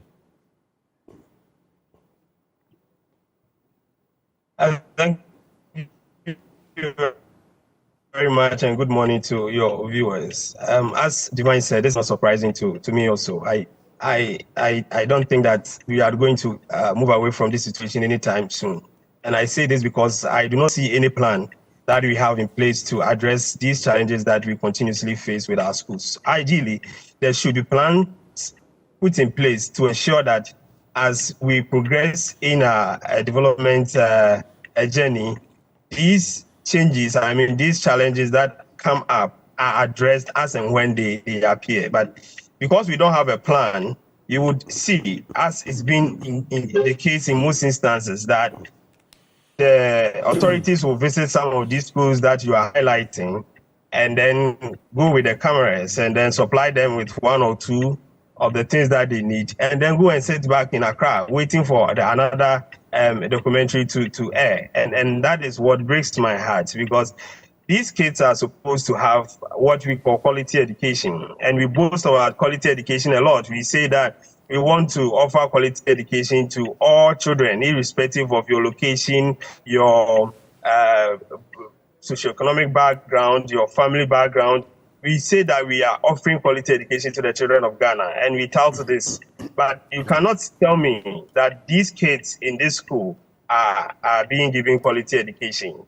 There's no hope and future for them. And in most of these schools that you highlight, you will see that it's normally one or two or three people that comes out of the school to be able to progress to the highest level. Mostly these schools, the kids do not get to the highest level in the education journey because we do not give them, we are not able to give them the kind of education that they deserve. So I'm not surprised. And I say that there's no plan. And we are going to continue to witness more of this as your people go on the ground. Now, you say that there is no plan. What makes you say that, essentially? Because, yes, we are seeing and spotting many more of such institutions. And the worry, now, the lady in question, right? She was assigned to a school. Little did she know that the school actually didn't exist because there was practically nothing. Practically nothing. So she's assigned to a school, but there's technically no school. How do you wrap your mind around that? Ben, you know that I have studied all basic schools in Ghana. That is the work I did for my PhD thesis. So I know the data of head from 2000. the year 2000 to 2021. I know the data of head, and I can tell you, as a matter of fact, that from 2016 to 2021, all our basic schools, in terms of all the infrastructure that they deserve, have deteriorated. And this is data from the Ministry of Education. You say from when to when again? From 2015-16 academic year to 2020-2021 academic year. All our basic schools have deteriorated in terms of their infrastructure. And infrastructure goes beyond just the building. It includes certain variables like the decks that Divine is talking about. It includes access to road. It includes access to water, toilet facilities, electricity, computers, school library, and all those things that, if you look into the literature, these are the things that education measures look for when they are talking about education infrastructure. So it's broad. And if you look at the data, you see the Ministry of Education collects data on the nature of school building. You know that. They collect data on the nature of school building, and they classify the nature of school building into three: those that need major repairs, those that need minor repairs, and those that do not need repairs at all. These data are available to the Ministry of Education. And if you look at that data in terms of even nature of school building, you will see that most of our school buildings are going down. So if there's a plan, and this data is available, what I would want to see is that in the year 2016, these were the number of schools that had challenges with their school building in terms of schools that need major repairs. In the year 2017, this number of schools were moved from buildings that need major repairs to buildings that need minor repairs. Nothing of that sort is in the data. Okay, so all we see every day is a complete deterioration of all our basic school infrastructure, and it is disheartening because there's no plan to ensure that at least some of the schools that are even classified as deprived, okay, are moved a little from their deprivation status to, let's say, a level that you can say that, oh, these children are getting some sort of quality education. These are things that are not happening. What I know is going on is that there is an infrastructure mapping that the ministry is doing. The ministry is trying to see how schools are distributed and the level of infrastructure that is available to them. And we should not be doing this in 2023 or 2022 because we are privy to the data. So if you have the data, all that you need to do is to plan, allocate resources to at least 10% of schools facing infrastructure challenges every year. And I tell you that within the shortest possible time, you would see a complete transformation of our basic schools. Again, you should prioritize the schools that you focus on because you know that you have schools that are deprived like the school that we are talking about. And these schools, you know, when they do the mapping, these schools, they know where they are located. When they do the mapping, the Ministry of Education is doing a GPS mapping of all their schools. They know where these schools are located. So nobody can tell me that they do not know the state of a school like this. Okay, it's just that there's no plan to provide for them. And we leave all these things in the hands of the poor teacher who is transferred into the school, or the headmaster or the headmistress who is supposed to be the highest authority in the school. And they try their best to manage the system in such a way that the children get some sort of education. But our authorities do not have a plan to deal with the continuous deprivation of our basic schools. They don't have a plan. Divine, you've heard Dr. Anti talk about the fact that from the 2015-2016 academic year all the way to the 2020-2021 academic year, these institutions, the basic schools have deteriorated. That's the word he used. How deep, from where you sit, from the data you have, are the woes of such basic institutions? From where you sit, Divine. Right. As I mentioned earlier, that in the last few years, before 2021, the percentage of basic school pupils not having decks was just around 30%, but in 2021 that has increased to 40%. And if Doc is saying, rightly so, that we do not have plan, I so much agree with that, because currently the Bible that is guiding the education space is the Education Strategic Plan 2018 to 2030. We have done the first medium term, which spanned from 2018 to 2021. If you look at the previous medium term plan, and also the new one that we have in 2022 to 2025, you would have realized that we do not have any provision on how we want to address the desk deficits in our school. All other indicators are in there. For instance, the number of teachers we want to employ each year and then to address the teacher deficit by 2030. We have the indicator there, and we have the target set for each year. It is there. How we want to improve JSS SHS transition, we have the indicator for each year. Primary GSS transition, the data is there. So except for DEX, you don't see anything on DEX or sitting place for people. You go there and you don't see any indicator on DEX provision on how we want to address the DEX deficit each year, how many DEX we want to provide each year, so that by the 2030, that the education strategies plan spans up to, we know that, oh, by this time we would have addressed significantly the DEX deficits in our school. There is no indicator over there for you even to see a target set for each of the years that are ahead of us before we attain the end line of the SDG 4, which is 2030. There's nothing there. So I largely agree with Peter when he said that we seem not to have a plan in place for addressing the DEX challenge in our school. Even beyond the education strategy plan, if you look at budgetary allocation to DEX, you have noticed that, look, the situation is serious. It's getting worse because currently the GETS fund, we all know, is the major dedicated fund for addressing infrastructure challenge in our school. Let's forget about the fact that GETS fund is capped. Yes, we all know that one. But even with the capped GETS fund, what is happening is that we are now shifting significant resources to infrastructure projects. I mean, the GETS fund money, instead of us sending much of the money towards structure, what we are now doing is that chunk of the money is now getting to non-infrastructure projects.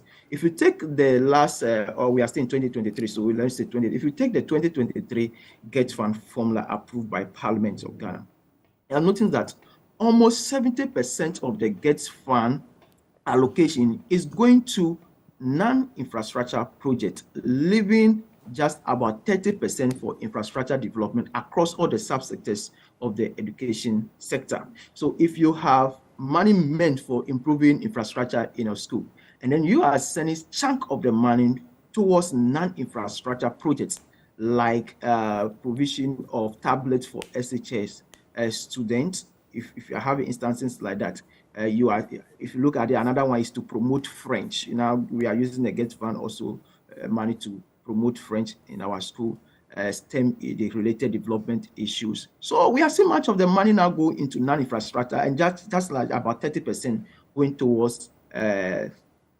infrastructure projects. And out of this 30% that is going towards infrastructure across all the subsectors, 30% is going towards infrastructure at the basic education level. The basic education subsector has the largest infrastructure, and then let me just say infrastructure deficit. Yes, it has the highest, but we are giving 30% of the 30% infrastructure money to basic education. And if you look at it on a whole, the amount of money that we now take out of the allocation for infrastructure to basic education to address the DEX deficits, it is reducing. In fact, the last 2 years, it was 30. We allocated 30 million to provide desks in our school. In 2023, that reduced to 15 million. So that's almost half, not almost half. We have reduced the money meant to, or money we are allocating to. That indeed is the tail of the tape. And even as you talk of desks, right in your shot, for those who are watching live on TV, you would see, yes, back in the day, we've all seen this before, where the blackboard goes rather white, you can't see much, and then you have to use batteries that have exhausted their use. You split them up, use the dark element in there. And my problem in the 21st century with everything going on, I mean, I feel as a nation we should have even gone past these blackboards. But here's where we are. Even with the blackboards, the sums of money assigned or allocated are falling, and desks and all of that. But look at what they are exposed to. These elements, these chemicals can be harmful, and they're using their bare hands. The fact that some people did it in the past doesn't mean these young ones also have to come and do it, which tells you about the level of or lack of progress. But coming to you, Dr. Anti, on the bit about the GET Fund and what Divine Pet talks about, non-infrastructural projects, there also is a trend where, for example, you pay the Get Fund levy. You go and make a purchase. You go and ETA. You go and do that. We all pay it. We're paying it. Instead of it being allocated for its purpose, over time, even the finance ministry takes a chunk of it and applies it to non-educational matters, not even non-infrastructural matters over time. How do you feel that is impacting education, especially at the basic level? So sometimes I feel that our leaders always want to pay lip service to the things that they are supposed to do. So you cap Get Fund. And because you've capped Get Fund, you are not able to do the things that you are supposed to do with the Get Fund. And we know that by law, that particular fund is supposed to be the sole fund that is dedicated to the education sector in terms of infrastructure improvement and so on and so forth. So if that is not happening, I think members of parliament and authorities should speak up and ensure that right thing is done. The other time I heard my brother Kofi saying that that money that is going to be set aside for special projects by the Ministry of Finance out of the Get Fund, there should be calls to the Ministry of Finance that education should be treated as a priority area in that money that is set aside from the Get Fund.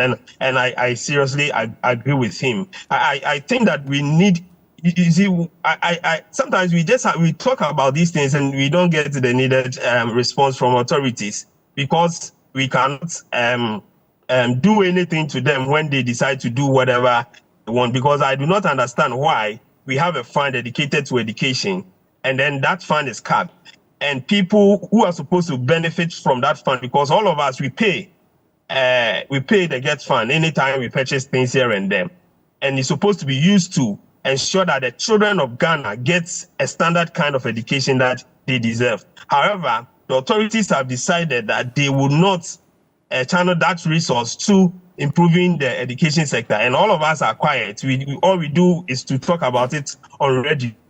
The parliamentarians are not doing anything to ensure that that fund is used for what it is meant for. It's unfortunate. It's very, very unfortunate. And for me, I think that it is time that we start measuring the performance of our ministers in respect of some of these things. Okay, so every minister comes and wants to do something. He wants to create his or her own path and then proceed and ensure that there's a legacy that he leaves. But the basic things that are supposed to be done, like providing texts, like making sure that every school has got a nice writing board, like ensuring that there is a decent infrastructure in terms of building for students to study in. These are basic things that we have to provide for our children. And there is a fund dedicated to it. So if a minister is not able to ensure that the fund is channeled towards what it's supposed to be used for, then I think that we can assess the minister and say that he's not doing well in terms of ensuring that the Ghanaian child gets the best of education. Now, this is of interest to me, and I always say it when we have conversations like this. The northern belt of our country has been treated very unfairly in many ways, including educationally. Yes, I know we're talking about the eastern region, but from the data you have, when you look at the educational gaps, I mean, if you look at schools under trees, schools with all kinds of deficits, you would find the chunk of them in the northern belt. I want you to do this. Help me with this exercise, Dr. Anti. The educational gap at the regional levels. What do you see in terms of the tale of the most deprived, especially at the basic level?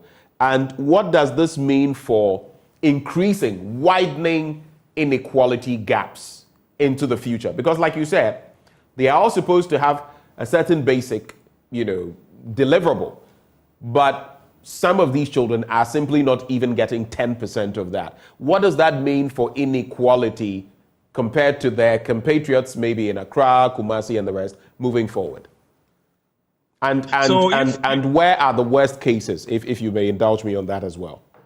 Yes. If you study the data, you will see that there's an index that is used to measure the extent of deprivation of basic schools using 14 variables. You see that from the the Bono Ahafo area to the 5 northern regions, the deprivation is massive. And this is not for 1 year, it's across the years. So in some years you will see the Volta region coming in, and then in other years you will see the Western North region coming in. But these regions, the Bono Ahafo area, and then the 5 northern regions, the Savannah, Upper West, Upper Eastern, they are constantly featuring in terms of intensity of deprivation, and then the extent of which these resources have not been provided for them. And what happens is that if the students, if these students are not given these needed resources, then at the end of the day, they are not receiving the quality education that they deserve. And sometimes, of course, we always measure quality education in terms of the performance of the students.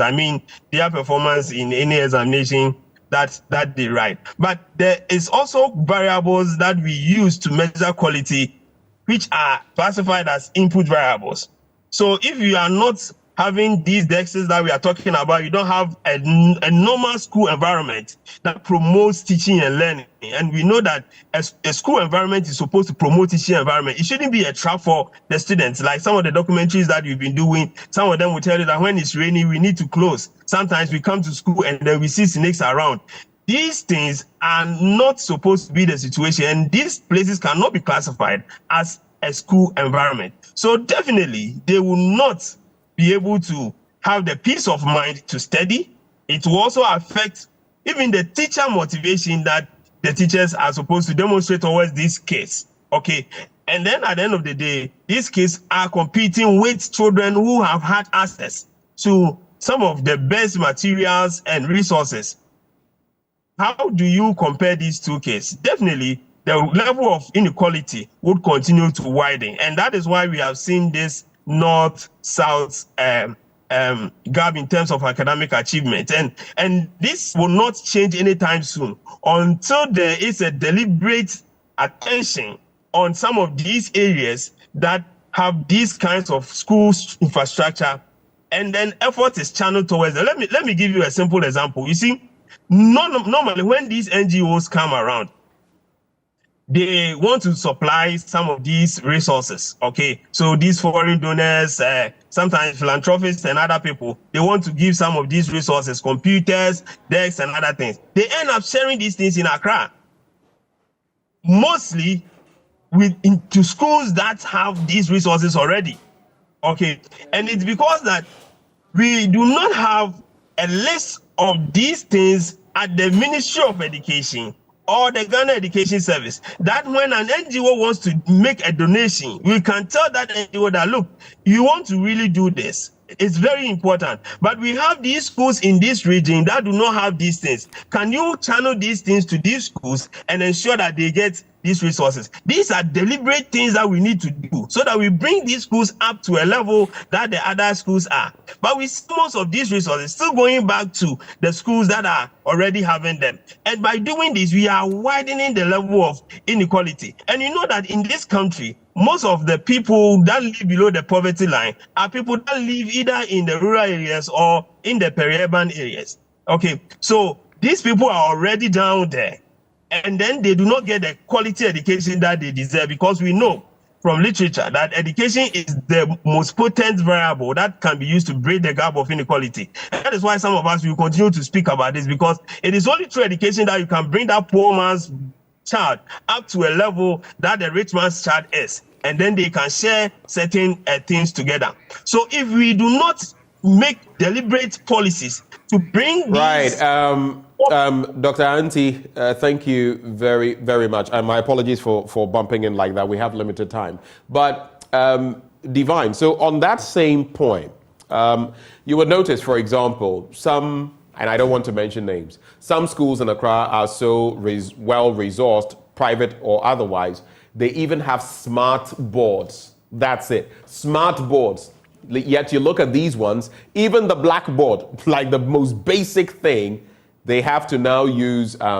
batteries that have gone bad, break them open, and use that with their bare hands in some instances to polish up the board to make it black again. How bad are these resource constraints, and what are their implications? After that, in fact, you can fuse that with your final words on this. How do we flip the script and make things better? So add that to your final comments, and we'll call this discussion a wrap. How do we flip the script? How do we do better for these young ones? Divine. All right, Ben. I agree with you that we have disparity when it comes to resource allocation in our schools. We recently did a work on availability of textbooks on the new curricula in our various schools. And again, we saw that there's disparity again when it comes to the northern and then the southern sector. So all the time we have this challenge of how we can equitably distribute resources in our education space. So that is creating this challenge we are having, the gap that we are having in terms of resource availability. You look at those in the northern sector and then those in the southern sector. I really do not know why it is so difficult to ensure that when we are distributing resources, we use equity dimension. It's just like we are using convenient ways of distributing resources. Those that are close to us, let's just let the resources get to them, and then, or those that have the camera on them the most, let's just get resources to them. So it's very important that the Ministry of Education, through the Ghana Education Service, begin to use equity dimension in their resource distribution. Otherwise, we will not see the addressing of the disparity when it comes to northern and southern sector in terms of resource availability.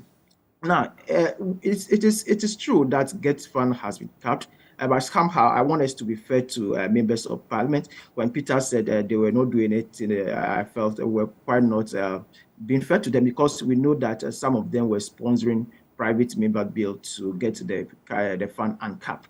However, even we at Africa Education Watch, we have changed our approach toward this uncapping of GET Fund, because if you look at the IMF program, the GET Fund is part of the conditionalities. So not until the program is over, we are not going to see GET Fund uncapped. That's not going to happen. So we would have to wait till the program is over before we can again continue to push for uncapping of GET Fund. That is why our approach is now that, okay, the Minister of Finance, you said that when you brought in the earmark fund capping and realignment act of 2017, what you said is that I am taking money from all these 14 statutory funds that have been capped. Right. They are now 13 because the district assembly is not part anymore. So all the money that you are taking from all these 13 and you are put together and say you are going to use it on priority projects, let education also be a priority. So now that's the dimension we are approaching it from. So we need to ensure that the finance minister, out of the money that he has taken from all these 13 statutory funds, chunk of the money is allocated to education. So we'll have to cap it there. Dr. Anti, you have the final word on the same points. Your final comments. Yeah, I would want to commend Joy News and the multimedia group for doing this. I wish that you continue to push your light on other schools and we continue to discuss these things. We are giving hope to these kids. And I think that NGOs, philanthropic people, and all those people that have the resources and would want to donate should approach your team and give the needed support to these schools. I think we can continuously help to lift some of these schools up from the level that they are in and provide hope for these poor kids. We cannot leave everything in the hands of the government, because we have seen that there seems not to be any plan to ensure that these poor people get the quality education that the kids in Accra, Kumasi, Kimpus, and the other places are getting. Let's collectively support Joy News to ensure that they are able to help these ones who have been neglected by the system. One by one, we shall get there. We shall bring these up. You can trust us here at Joy News to do that work for God and country. But we're so grateful. Divine Pairs, Senior Programs Officer, Africa Education Watch, and Dr. Peter Anti is Executive Director, Institute for Education Studies. They joined the conversation. We'll be heading to Kumasi for our Citizens Microphone now. And it's all about hearing from residents of that part of the country on how to halt the Galamsey menace. Remember, yesterday we had the Joy News National Dialogue on illegal mining titled Poison for Gold. Well, up next, we head to Kumasi for the latest engagement. Harry Donko has been on the beat when it comes to matters of Galamsey and the destruction of lands, especially how it is going to affect the livelihoods of citizens. So today on Citizens Microphone, we get to speak to residents and citizens of the country on their thoughts about illegal mining and its impact on our lands and how it is going to affect us going forward as a country. So let me approach this man I have here with me. You are live on Joy News. Minim sa wate Galamsey hun sensem bebre. Wo wagye nkyere wo Galamsey hun say. Galamsey no ya penyimfo no ka ho na omo pese omo dwun omo nko a omo pese omo sai kro no omo ngin echirimba. Because Galamsey no asai bibia de na ewo nyina sisi a ayabasa na penyimfo no ka menko a adwene akambaka se yamma yankɔ ya dada mo to se stam na ohimfofo no na omo rulu kro no ka me an ka yankɔ sa line no ka beboa because obia ba opese wampre enkoma one ne bosianfo nte aban no obia ni ho beboa ya. Okay, so he is saying that government has failed in its fight against illegal mining. In his thought, he believes that if we go back to the days where chiefs were allowed to take control over our lands, it would really help us as a country in our fight against this menace. But mamin bisa obiemo say aban hodo aba ansana Akufo-Addo aban eba omo se omo okɔ Galamsey de bia wo so da so te Galamsey wo hwa okɔ no ba bia yaduru no eye ba bia beboa se oman na o se wo yare me wo yare na duro ana me pese me ma oduro no na yare ne nja still yare ne da so awo so na de eche se wo nya hwe ana me boa o se ya doctor ana me kire o me yare o se wo ba boa me ma yare na akɔ still wo ma oduro na yare na da so ho na epeche se wo need eduro about my chiosis disease no ana me boa nte o mu bia ntimi mboa ya. So what he's saying is that if you are a government and you decide to help us fight Galamsey, but then day in and day out we continue to see activities of Galamsey, then definitely you have failed in your alleged fight against the menace. But Mamintio, Emrebia no uso TV a ote Galamsey once a meboa. Emrebia ya te Galamsey once. Ntina meka sa say o yare na obise obama oduro ma o kiwa disease no na da Oma oduro no still eda so wo ho na je se nipa no na duro no anya duro papa na wo te Galamsey ho asem no ede na wate afa ho o how be na wo wate se ede bre se oman salad na omudi eche goal no ekoya nsuo no ma onuma ebatima sa o yamade nti time to come payinfo no omudwun omunko a oba omunjun echirima ebaba no nkola na yawo omo ene no dachi ye ni ho omo so na baba jete se kwa nkromo ni ho ye baba eje oman no omunjun se one ne family beden badia me no me enjoy no mo da omo luxurious cars no omunjun ya ho na no krese ebrebia no aban ne pese okko Galamsey a temamufo no emboa if you say obeka ya MPP for omo say oboyo omadwen so mbeko ati Galamsey no eno ne ma omo vote so te 2020 enti eba ne sa na ebi mu chese eba ne sa na ya na aban no waba fom e wo ne kon ne mo ye no krese temamufo ye ne emboa aban I intro because Professor Aya yi ni say one babua no fight Galamsey ni say Professor Frimpong Boateng obo omo ye den omo involved in Galamsey omo ya aban paying for dey no me fa ho say they conal doing it omo conal nte omo behavior. All right, so he has been sharing his thoughts about our fight against illegal mining as our country. He just said that if we are serious about fighting the menace, then definitely we'll take Professor Frimpong Boateng's report about illegal mining seriously. But for as long as a country we forget about Professor Frimpong Boateng's report and see people going into the activity, then definitely we are not doing so well in our fight against the menace. But then let me speak to this woman I have here. Mami, may I sure say what Galamsey wansem and sembe na what afa Galamsey wan kasa. wa oni yenche Galamsey the matia fa ho say ye tu tutu asase a enyi say ye tutu na ye de ye esensuo ni ade gin say enye e wo man say betumi ye tutu baby basa na sa wo hwe aban no ne djuma oye say obema Galamsey na bafoma we ye sure say yen say oman ye din kunim so otumi ma Galamsey bafom de anke beboa oman no esan say niema nsuo ni ade a say oman no na me hu say nsuo tini ko krofofo so ankofo sanom ema omo yefunu ni ade ye omo ye bi okra wa yale tumi say we live tumi say we nti say ebeboa so betumi oman no aban betumi aboa ama efense ama akire omo say de si tu Galamsey na ema lances ni age taxi bi e de aye de anka beboa se betumi age taxi na de aye asiesie kuro no e wo Galamsey ho no ka beboa mom since omo abetu no illegal no de emwa.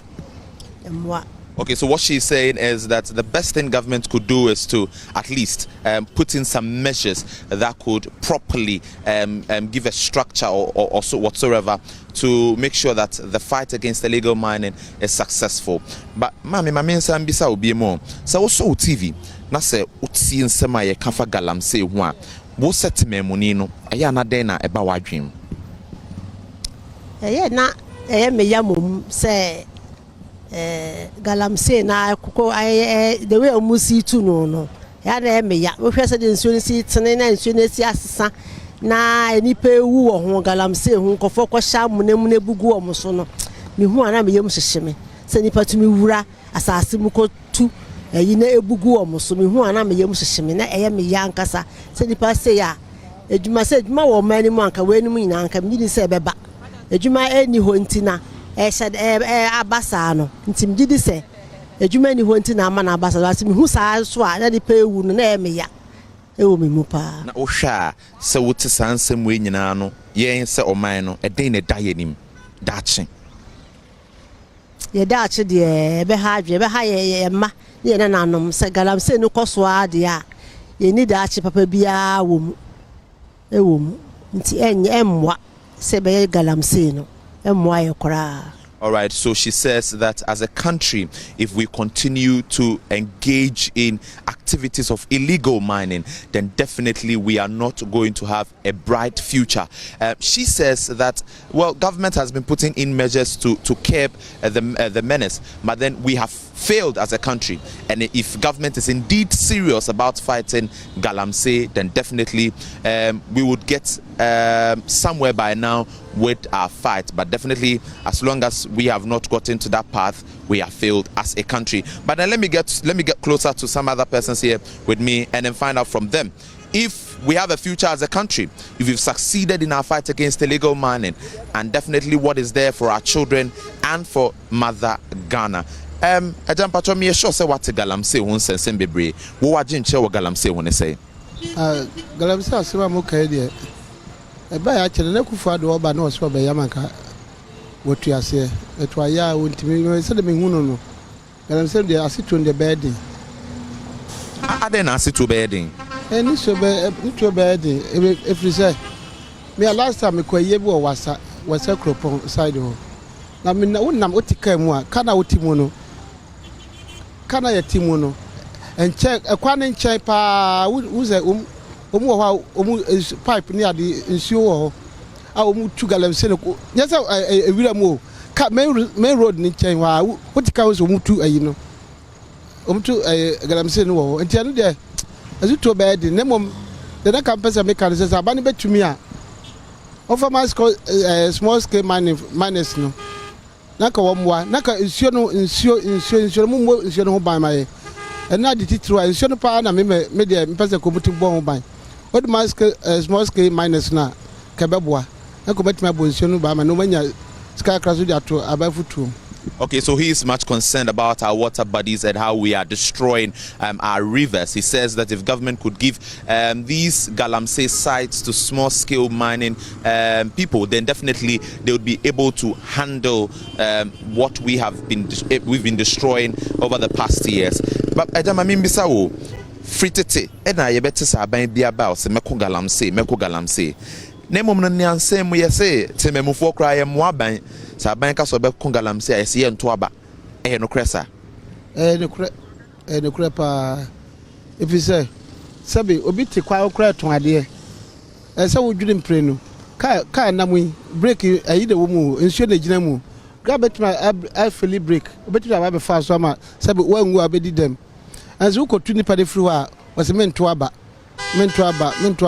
eno ne ye nyina ye fom ba ese ayi woi sesi a nti na ma na basa it say wo hwa ye nse oman no ede ne da ye nim daachi sesi a de me da Ghana de make say future de from cause sesi a no de daachi pa de from cause sesi a no se sesi a no aso odin ne ade aba no wo ka bibia kire obi anti obi akwai sika o mana kasa no ye timamfo no ye moa so obi tifie no ye sebe ya akora body no ye sade ni bi kura na ni ma me no anase ba na wo fo ni nyini ma entibi nyini ma enti sade be bre asande tibetu ase.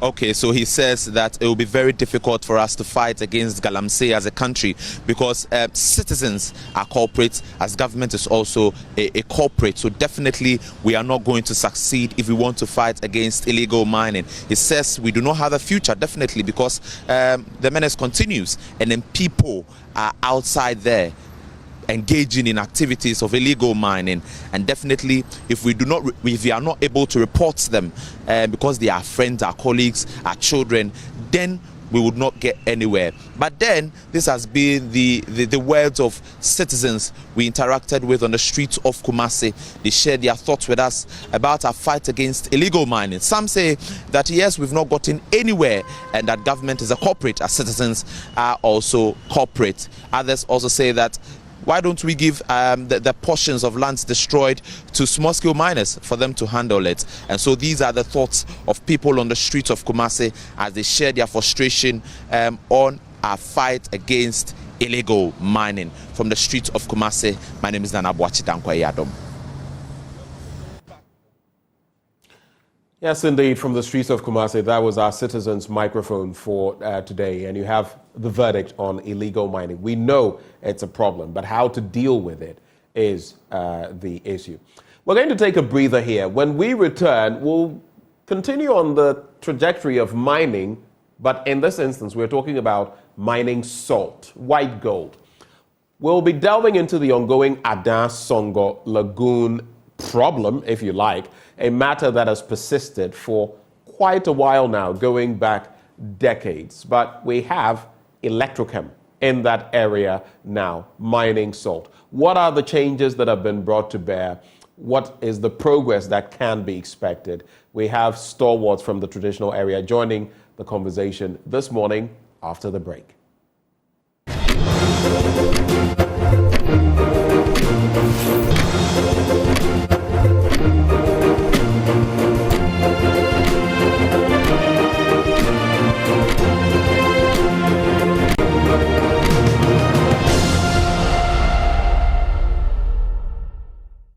Welcome back on the AM show.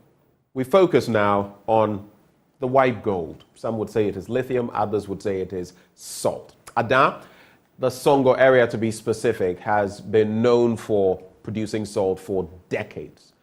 But were we using it in its commercial capacity?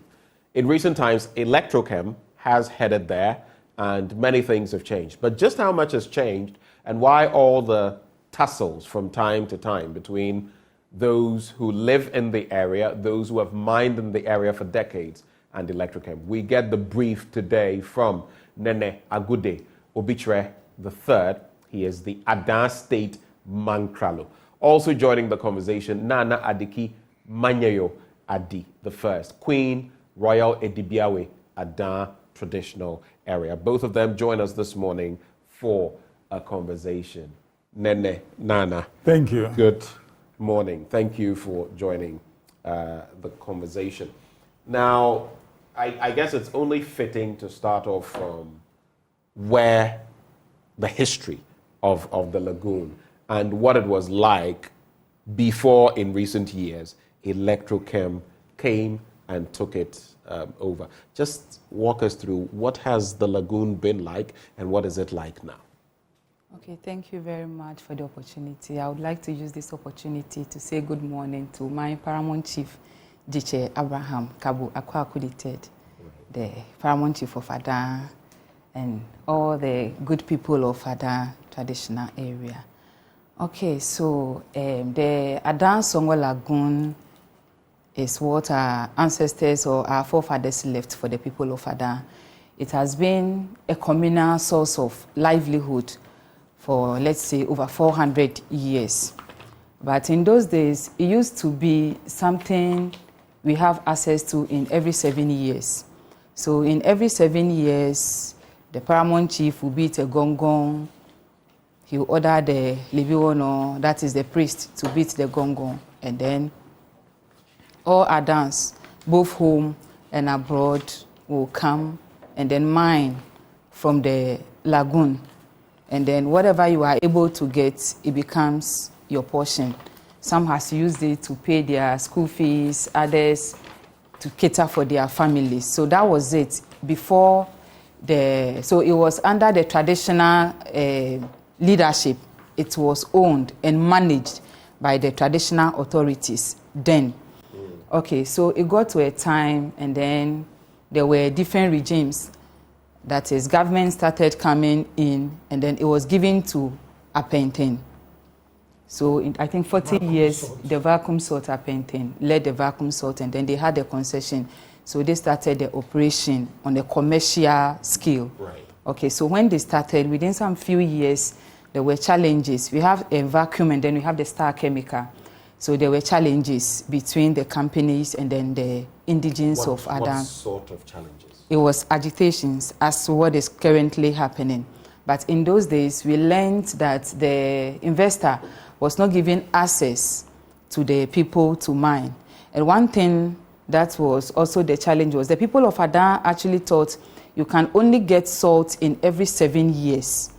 But when the investor took over, they were able to engineer the place, and then they were mining salt frequently, let's say 3 or 4 times in a year.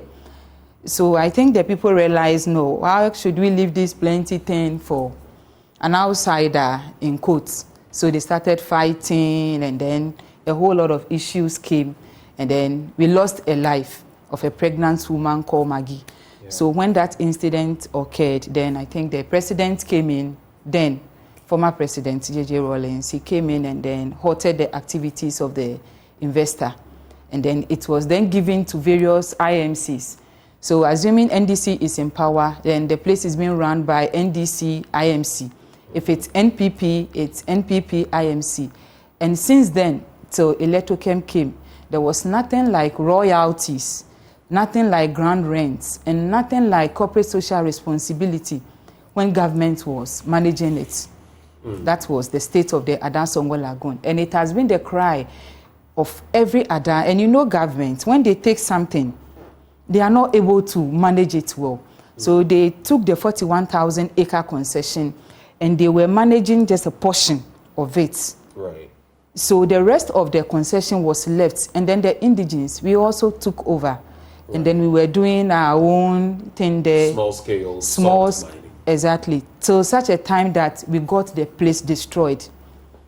Total destruction of the entire Songwe Lagoon. It became dried. Because we were doing Achiankpo, what we call Achiankpo. Instead of the communal ownership that we used to know, it became the property of a few. Right. A few of the indigenes, the rich men in quotes. So they hijacked the whole place. And before an Adan can even go in and mine, there were a lot of things happening. Especially when you are a woman, you have to mine before you are allowed to mine. Sometimes mother and daughter. You have to what? You have to mine before you are allowed to mine. What do you mean? Yes, mine. You have to mine somewhere else before you are able You are given access to mine, as in proper mining. Don't understand. You have to understand. I have to understand. Yes. Am I to understand? I mean, I could be wrong. Okay. So I don't want to be wrong. Okay. Are you saying that at some point women were taken advantage of just so they could get the opportunity to mine? To mine, that is what I'm talking about. Sometimes mother and daughter. Wow. Yes, because it was men, mostly men that hijack it. Few of them, that is the rich people in the community. So that was the state of the Adan Songwe Lagoon. And then it was an eyesore. And gradually the place kept going down until we now had a desert. We had a desert as a lagoon. Because when they mention lagoon, one thing that comes to mind is something that is supposed to be holding water or a water body. But the place actually turned into a lagoon, like a desert, prior to Electrochem's arrival. So if you ask of the history of the Adan Songwe Lagoon, it was a communal thing. Everybody was benefiting from it until the Magis incident happened. Government came to take over, gave it to their various IMCs. It became the property of some few people. And then we eventually got the whole place rendered into a football park or a desert. Nana, thank you very much for at least situating the conversation. Let me come to Nene. What can you add on that bit? Yeah, thank you very much. My highest regards to Jeche. All citizens of Adan, this is an important time for us to speak to issues of Adan. Now, I would like to put it this way.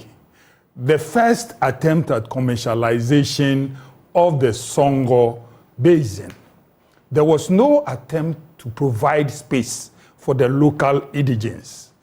What we do... In other words, there was no space for local content. No. So what we did, and I did some, we go at night and steal virtually.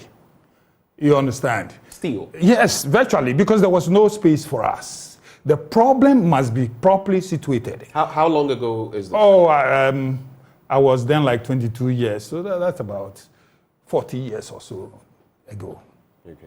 Now, the issue is this. The problem has been, it must be defined. And there has been various works on it. And we know that the indigenes must get some place, and then the commercial thing should also happen. But you see, I want to add something, you know. When you look at this paper that I have here, on it is Executive Summary Master Plan for Songo Salt Production. What year is on that? 1991. 1991. Yes. Now, on page 8, at the bottom here, I read just a paragraph. Right. For this type of production, the lagoon bed should get completely dry, or at least a greater part of it, in order to assure the winning of salt. Precisely here lies the contradiction with the salt production following modern technology. The salt winners' interests are in getting the lagoon dry at the middle of the season so as to start picking up the crystallized salt. Now, when the commercial people came, what they did was that they panned the whole Songo and had water from the sea into it. So that water, with the sunlight, the effect of the sunlight, heats, and then it charges. The salinity level rises, so that it becomes like a reservoir. Now, when they draw the water from the reservoir into the pans, it crystallizes very quickly, and then you have salt. Now, so the commercial people were protecting those pans, you know, where they had the water charging. And we also did not have the access. So we would go after it. And you can't go, there were policemen, they will chase you, they will arrest you. One day I was alone in the lagoon. When everybody had left me as a boy who stayed in Accra for long and have returned. So I wasn't efficient. They left me, they were chased. I was alone in the lagoon. I came back and they asked me, what kind of person are you? That nobody saw you to chase you. Now that aside, it shows you that there's a history of the people looking for a place. Now, when this painting did this commercial episode, what happened was that after the killing of Maggie, the government took the thing over. Meanwhile, there had been a strong foundation of salt in that reservoir pans. So the people just went into it and they started digging. They started digging. And they dug everything out of it. So you have the bare land again. Now, there was no water coming from the sea into the lagoon. So how could you make your salt? You understand? Now, government did this in 1991. They came out with this report. They also passed the PNDC law to annex the thing. We needed huge sums of money, like $1 billion, to be injected into the place. The plan here is that Songo must be done in pans, big pans. And the actual Songo should be a holding of a place holding water. Reservoir. You understand? Then you do the pans at the shores. At the land about the extremities of it, you probably have the center holding the salt, the water, and all of that. Yes. Then the surrounding areas are the places that you draw water in and do your mine. That's where you are supposed to do your pans and do the mining. And that was what has been done by vacuum salt, which we carried on later. Now, fast forward. Governments have not been able to put any investment in the thing. Now, what the people were doing is this. Now, the riverbed that is supposed to contain the water, they go in the bed because the water, when it's receding, that is when the water is very salty. So they create what we call achiapo. It is making a small embankment for yourself. So I go in, I make my space. You go in, you make your space. And before you do the space, you have to dig the clay, which is the surface content that makes Songo what it is. You have to dig it to contain the water. You see, you make an embankment, you hold the water. And then the water held, when it crystallizes, it becomes salt. So once they were digging the clay content, they were spoiling the content of the lagoon, which is the clay. Right. Now, again, when they have done their first salts, they go on and then dig wells because they don't have any source of water. So they dig wells. And now you have all kinds of minerals, bodies, clay, silt, everything. Coming up. Correct. You put it on the bed because when you are digging, you dig and put it on the bed. And then you do your salt. When it rains, this washes back. It washes back. And so the texture of the soil that makes it Songo was losing. In fact, one of the works, this Third World Network had somebody to do. He referred to that as an invasion of the Songo Lagoon. So it was on the basis of this that reports kept coming to the paramount chief and the traditional council that we have to do something about it. Because once the soil content or the clay content is spoiled, Songo is finished. And we are talking about something that can give us about 7 million metric tons at the time that we are doing less than 500,000 metric tons. And the resource is wasting. And the people are getting poorer. And this is a resource that has been there for centuries. But let's also look at it from this angle. Yes.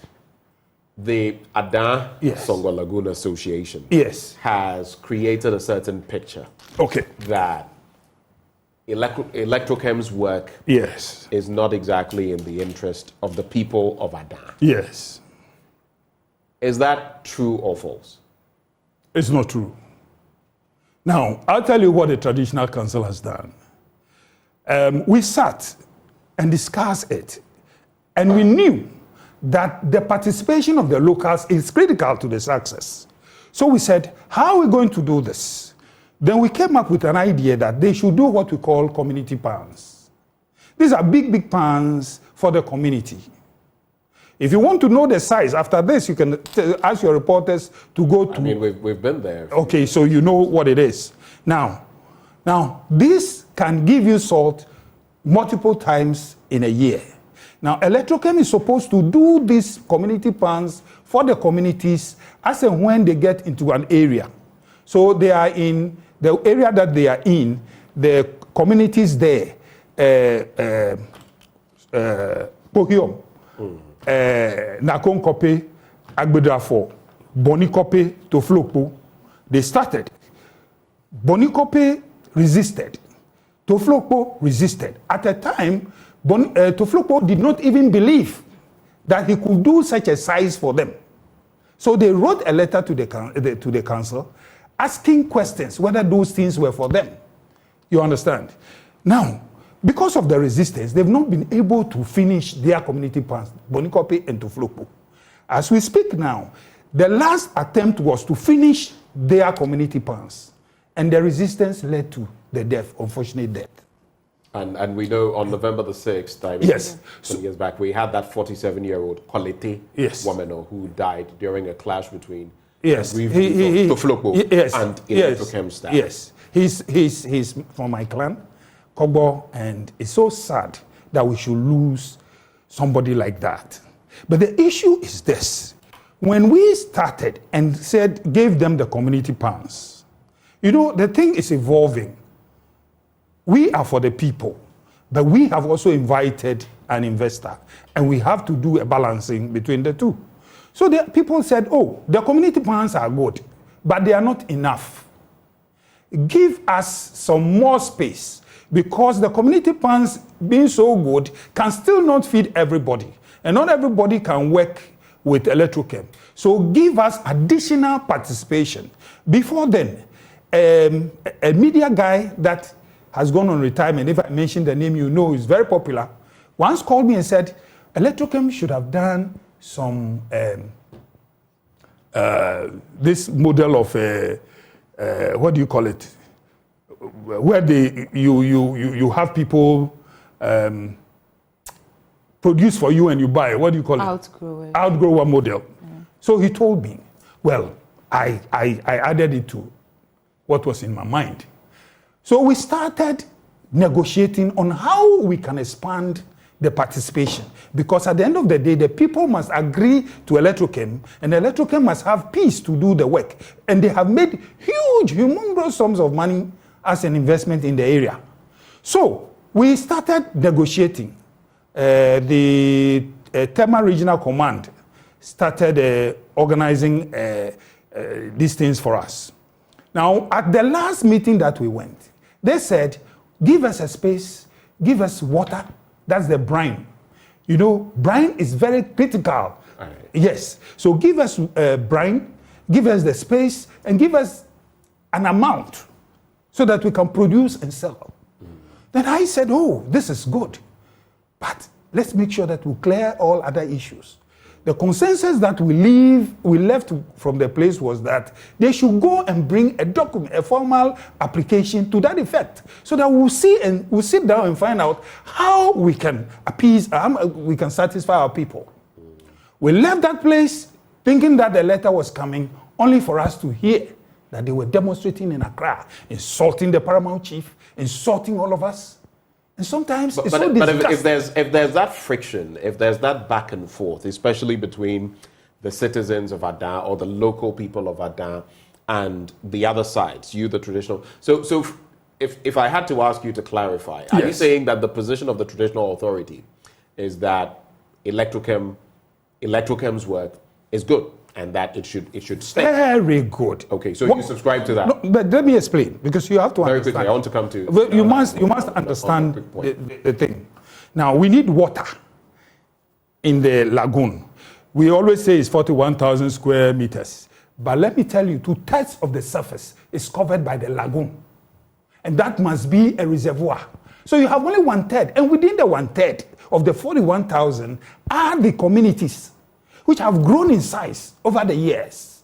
Now, Electrochem wanted to do one thing: survey the place, find out the available land out of the 41,000. And then it is on the basis of that we can negotiate and find out how much of it makes economic sense and social, sense to give to our people. They resisted it.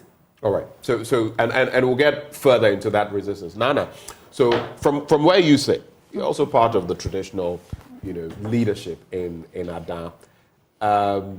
Electrochem coming into this, how beneficial has it been? Do you subscribe to Nene's position, and what would you say has been the impact of Electrochem since it came on board? Just to paint a picture for us.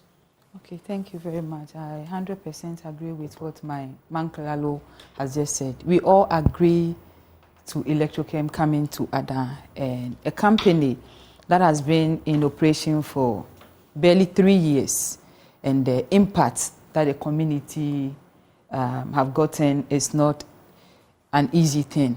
One, the first thing, the first impact, or the first thing the people of Adan are happy about Electrochem's coming is the restoration of the Songo Lagoon.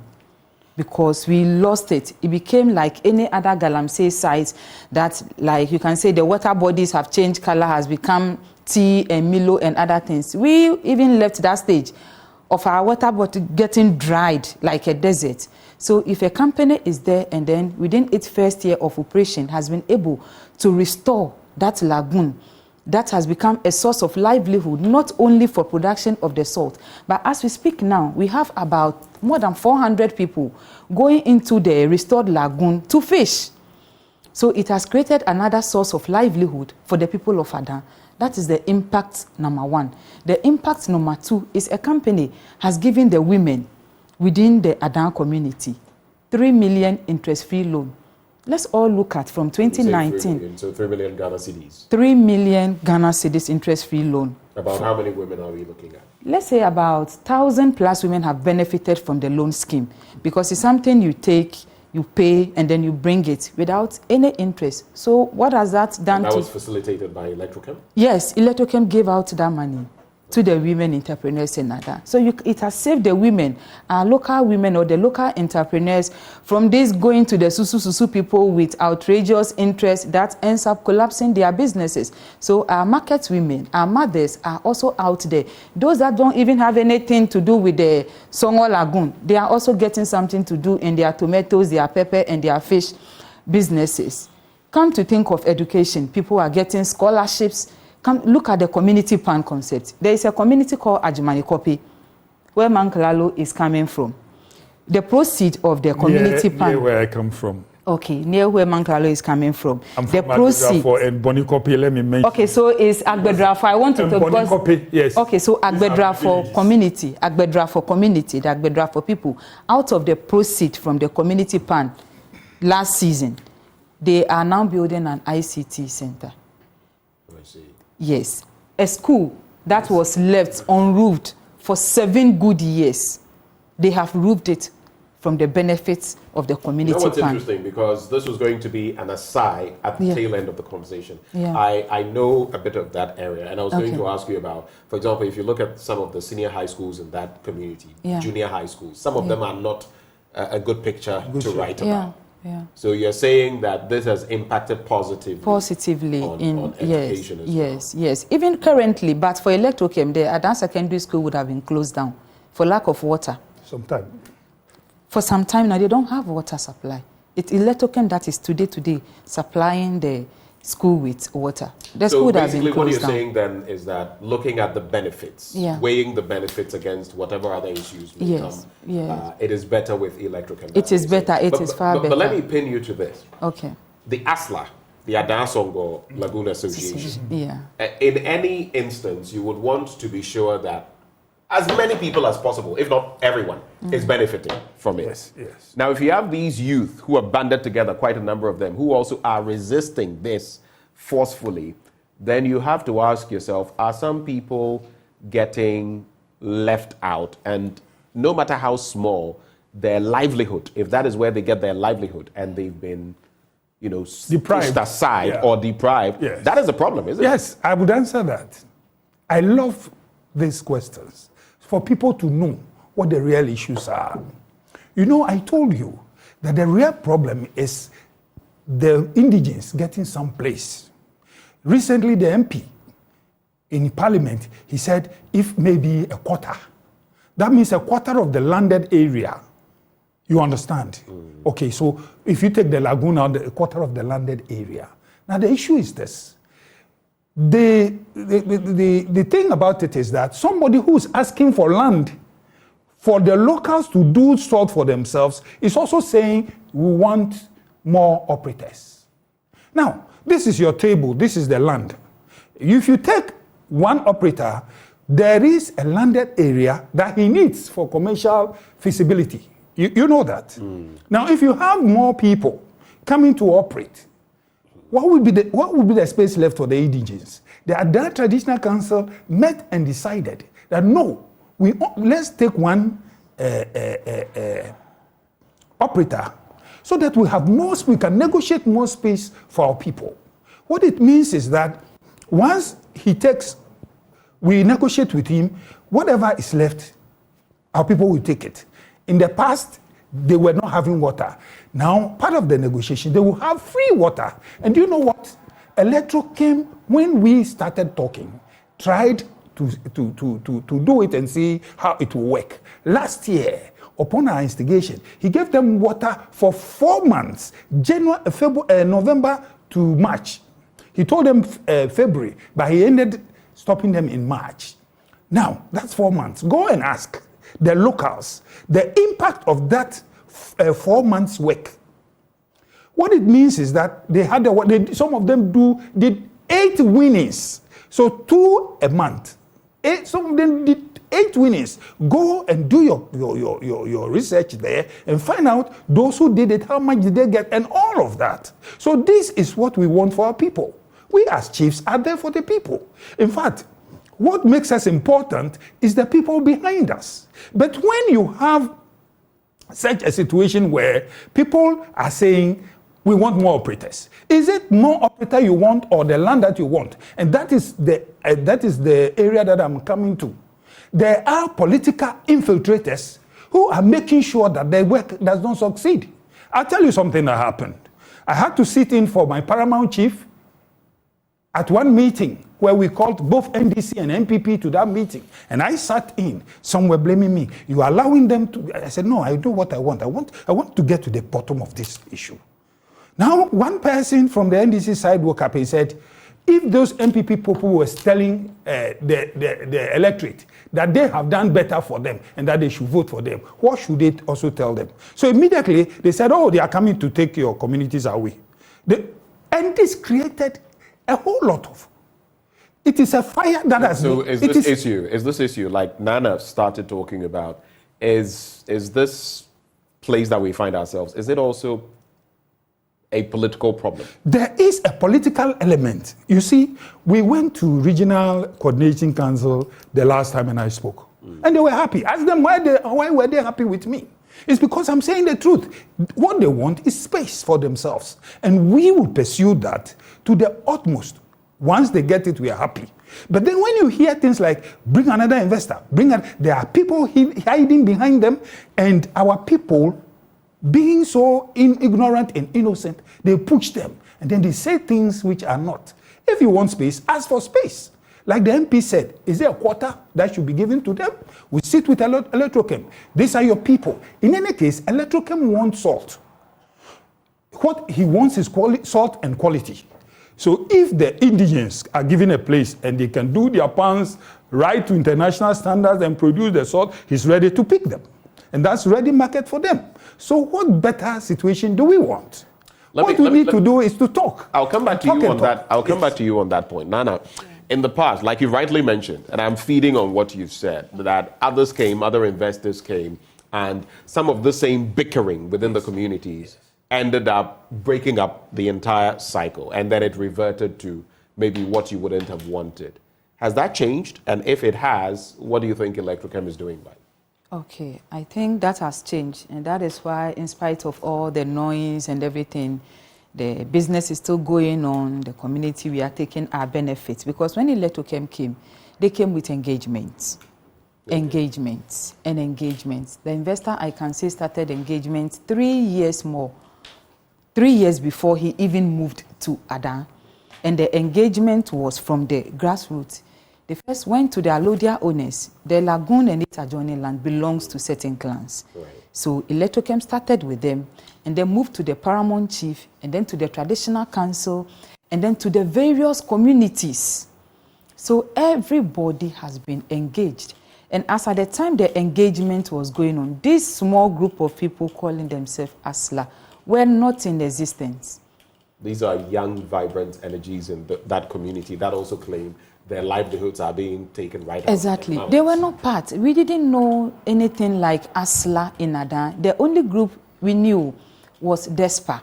And currently, as we speak now, DESPA has been allocated a place by the company because they were the group that were doing this thing that the Traditional Council recognized. So when they came, DESPA was taken as a community on its own. Though the members of DESPA are coming from one of these project-affected communities who would have equally benefited from the community plans. But they have been given a place for themselves called the DESPA area.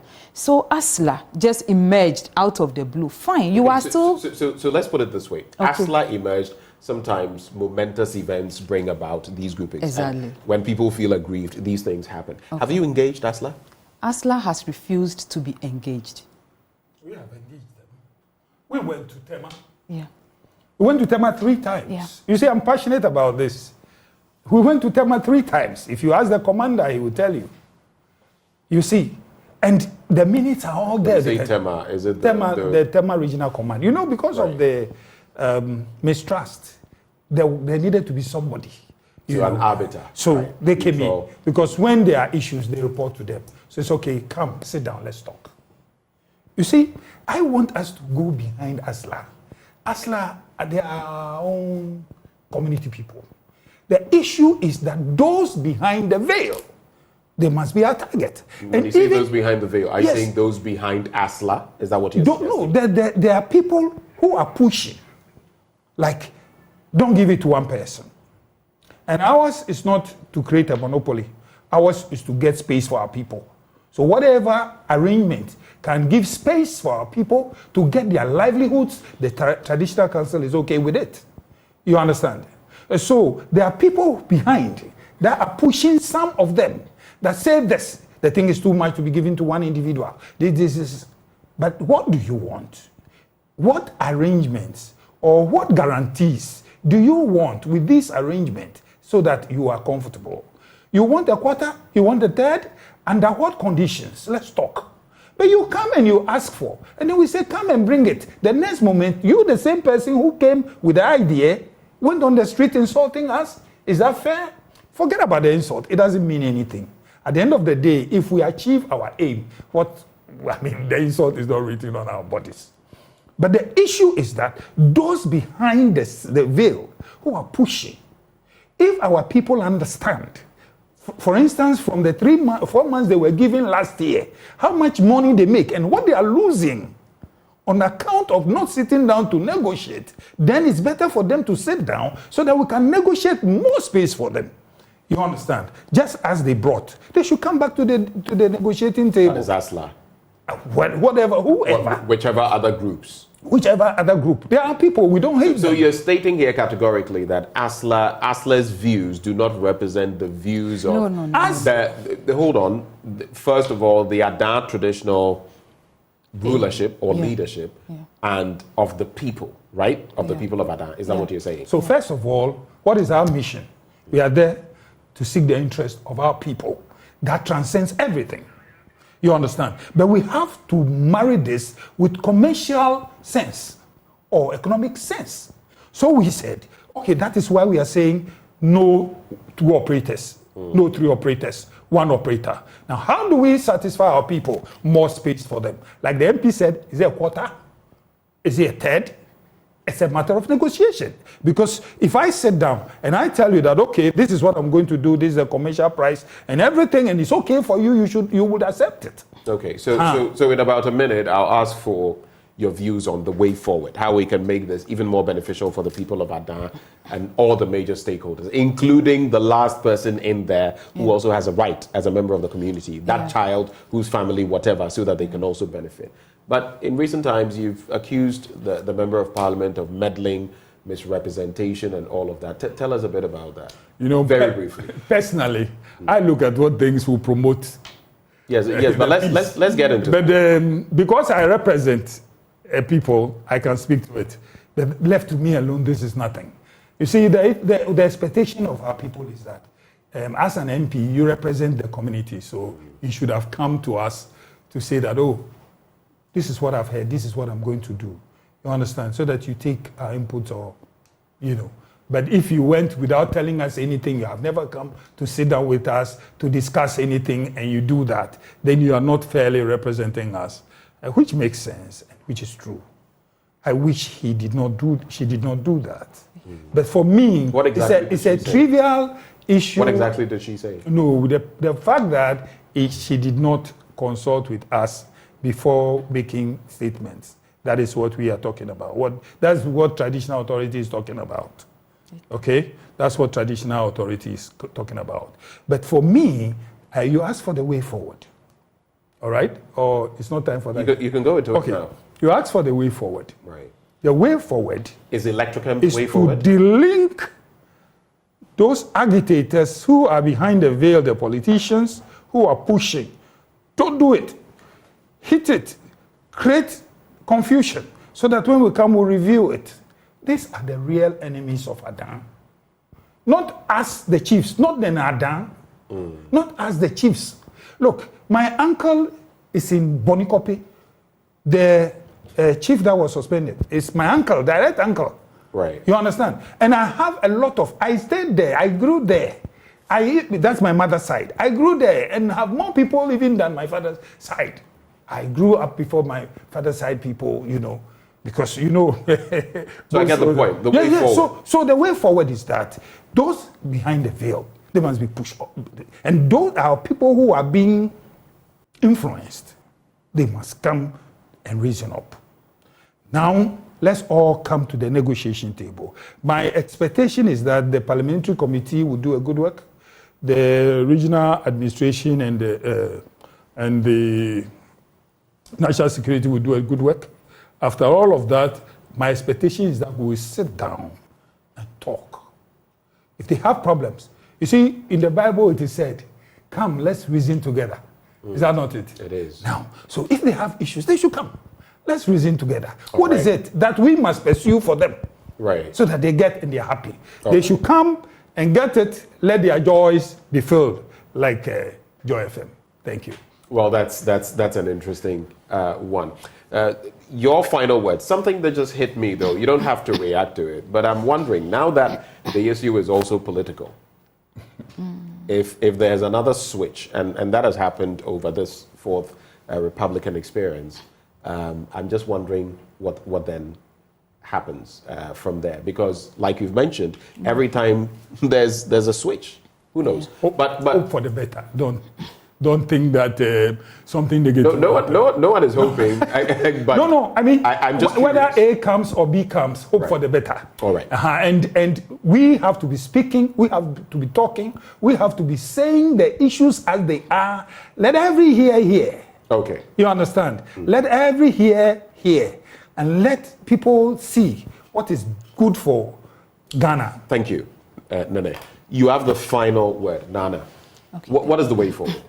The way forward, I think, is Electrochem. The way forward is Adan with Electrochem. Yeah. Because if for the just 3 years now, the transformation that has come to Adan within 3 years, I don't think the other mining communities have even gotten this.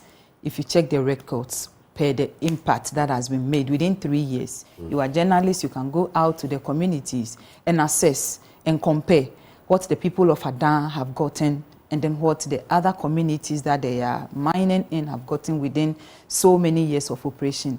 The other thing is that now Adan is of age to develop. And we are not going to sit down as leaders to allow just a few people. They are our people, we are for them. But we will not take in the name of livelihood and destroy our resources. In the name of livelihood, we destroyed the lagoon. It was a desert.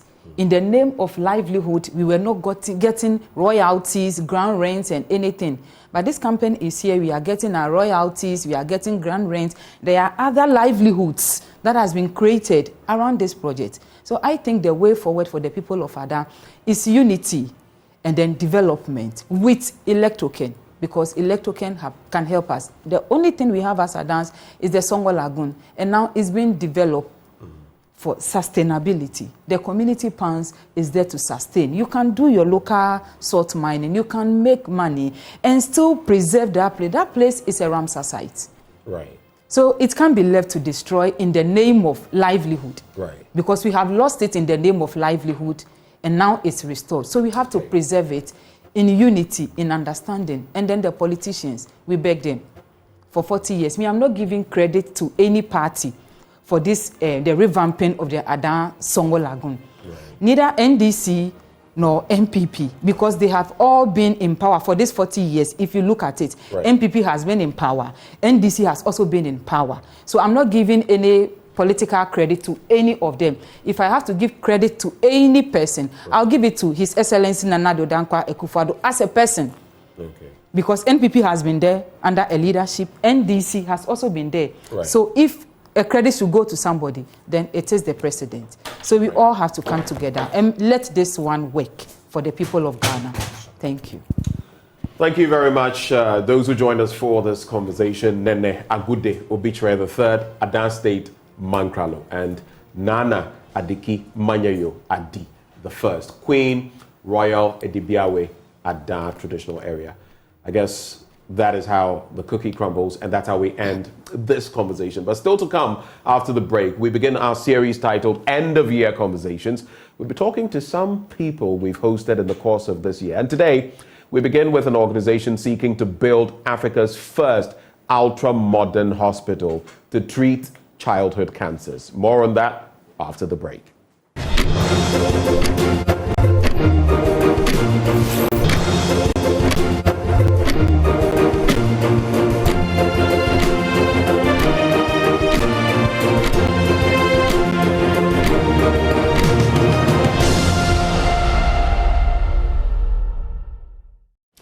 Welcome back on the AM show. Now, one area crucial, especially for children, is childhood cancers. And a lot of the time, by the time we even find out, they are on the very precipice.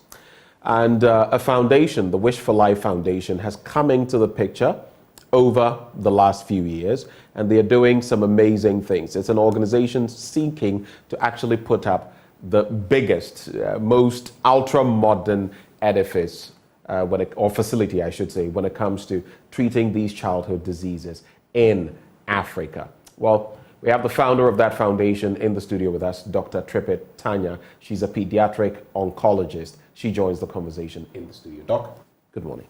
Good morning. Thank you for having me. Thanks for coming one more time. It's been a number of weeks now since the last time you came here, I think over a month. And you've been on your drive, on your rounds, you're collaborating with the government of Ghana, but also many other institutions and people of goodwill. What's the latest in terms of this outfit, this facility? What's the latest? So the latest is that, well, last time we were here at the time of the sod cutting in Asikam. Right. And so since that time, we've completed the geotechnical assessment, the topographic survey of the site. And so we're ready now to begin to put the fence around the perimeter of the property and then begin to clear. So we'll start that in January. Also in October, we launched the Voices for Life campaign. Okay. And this is an important campaign. What it symbolizes to the world is that if we have a collective will of each citizen, and each citizen gives 50 Ghana cedis, and in the United States, $5, then if we reach everybody in the United States and in Ghana and Europe, then the hospital will be built. Obviously, we're going to be fundraising beyond that, but it's important that the community joins together to say that children's lives are important, and that's really the symbolism of all of this. And also it's a sign that the global community is shifting. It's shifting towards protecting its most vulnerable citizens, which are children, and I think that's remarkable. And what is the latest in terms of finances? Because that is the backbone of this project. There is some commitment from the government of Ghana, but there are also commitments from other bodies. Like you've mentioned, if all of us put in something in the kitty, it would be done much quicker than expected. But what's the state of that? So the state that we're looking at all groups of persons, corporations, high net individuals, multinational corporations. And the last time we talked about a number of companies that have already offered their services or equipment to us as well, that they'll be giving for free. We're a strong proponent of intellectual philanthropy. So that knowledge of the technology of building this type of hospital oftentimes doesn't come for free, but everyone is sharing that knowledge for free. And then we're looking at the brick and mortar now and the instruments that are needed. All of that will be covered. So we're looking and working with a number of companies that have made commitments, which we're solidifying at the end of the year, so that we can be able to start. Our goal is to start at 50 million and beyond. And when you say 50 million, what do you mean? Please so that specify. means USDs. And so what USD. that means is that will get us through the foundation of the hospital moving forward, and we'll have ongoing fundraising. What we want to do is we want to start on time, and we want to complete on time and under budget. That's our goal. This is a pretty ambitious project. So just walk us through, what are the timelines? When are we hoping to get this to hit the ground in terms of the foundation and everything? And then after that, I'd like to know, just reiterate for us, because this is going to cost, if I'm not mistaken, $200 plus million. What are the real figures we're looking at? Yeah, so what we're looking at is, in terms of timelines, the team will go in and begin to clear the property, which will take about 2 to 3 months. So that will be the first quarter. Our goal is to start the beginnings of construction in the second quarter of 2024, and then we'll be looking at a 2-year build. Beyond that, obviously, we'll be looking at making the hospital operational. So we're actually starting the planning for the operational part as we speak. So there are companies that are coming in from Ghana and other places to help us for when the doors open, being ready when the doors, when the construction is complete. Right. And in terms of, yes, the sums of money, you're saying that over time, contributions are going to come in. How can individuals, how can someone watching, because sometimes it takes that personal experience for people to say, there's this lady I know who was on my show a long time ago. She had a personal experience with this, and now she's done so much work at the Korle Bu Teaching Hospital, helping. Her name just escapes me, but I'm even sure you may know. You may know the person I'm speaking with. But beyond that, someone may be watching and thinking, how can I help? How can I push this forward? Because in the end, you don't know who will be affected in the future. How do people go about it? So even if you have not been personally affected by cancer, there is an opportunity to help. And so the way that we ask each person to do so is to share their name, and then also a gift that's a small gift, 50 Ghana cedis. And we have platforms with which everyone can access. You can see on the camera all mobile money outlets, star 718, star 25, star 958, but the hashtag is a way to give. It's very simple. You can do it on your phone. Also, we have access through our website for the Ghana campaign. The money that's raised in Ghana stays in Ghana, doesn't go back to the United States. And so that's on www.wishforlife.org or www.thevoicesforlife.com. Okay, thevoicesforlife.com. Or wishforlife.org. That's right. The Wish for Life, is it wish and F-O-R or wish with the number 4? Right, so wish with the number 4. Yes, and the voices for F-O-R. Okay. So moving forward, it's an exciting project. It's going to be the biggest on the continent from the way we see it, or at least the way it's been projected. What next? What next? What are your expectations going into the next 3 months? Groundbreaking and all of that. What next? So what we're going to look at is a widening of the campaign. You may see us here a little bit more frequently. We're actually going to bring a musician, Ralph Roll, in, who is a drummer with Chic, and he's going to actually launch the campaign song here, which is the Voices for Life campaign song. So we're going to try to get out to the community, both in Accra and beyond, and engage a little bit more with the community to make them feel a part of this. After all, this is for your community. It is not for us in New York. This is a gift to the Ghanaian community. And that gift is going to extend beyond. And so we're going to begin to talk to Nigeria, Benin, Togo, many of the ECOWAS nations. It's going to serve the sub-region and the entire continent. That's right. So what we want to do is reach out hands and bring everybody together. And then we hope the gift that it will give to the region is high quality cancer care, so we increase the cure rates. And then at the same time, unity of the community around the same cause. Right. I think that's so important. And so we're very excited about this opportunity, and we thank you for giving us the ability to share with everyone, this project and this endeavor. And then we hope finally that we'll provide jobs for the community and ones that hopefully people will enjoy and love coming day to day to work. Dr. Trippett, this is a labor of love from your end, and we greatly appreciate the sacrifices you're making to actually get this done. Put it there. Thank you so much. Good job done. And that is Dr. Trippett Tanya, founder Wish for Life Foundation. She is a pediatric oncologist with that project. But stay with us after the break. We still remain on health and soliciting your help. The University of Ghana Medical Center is asking for support for its historic inpatient clinical trials. We'll be telling you a bit more about that after the break.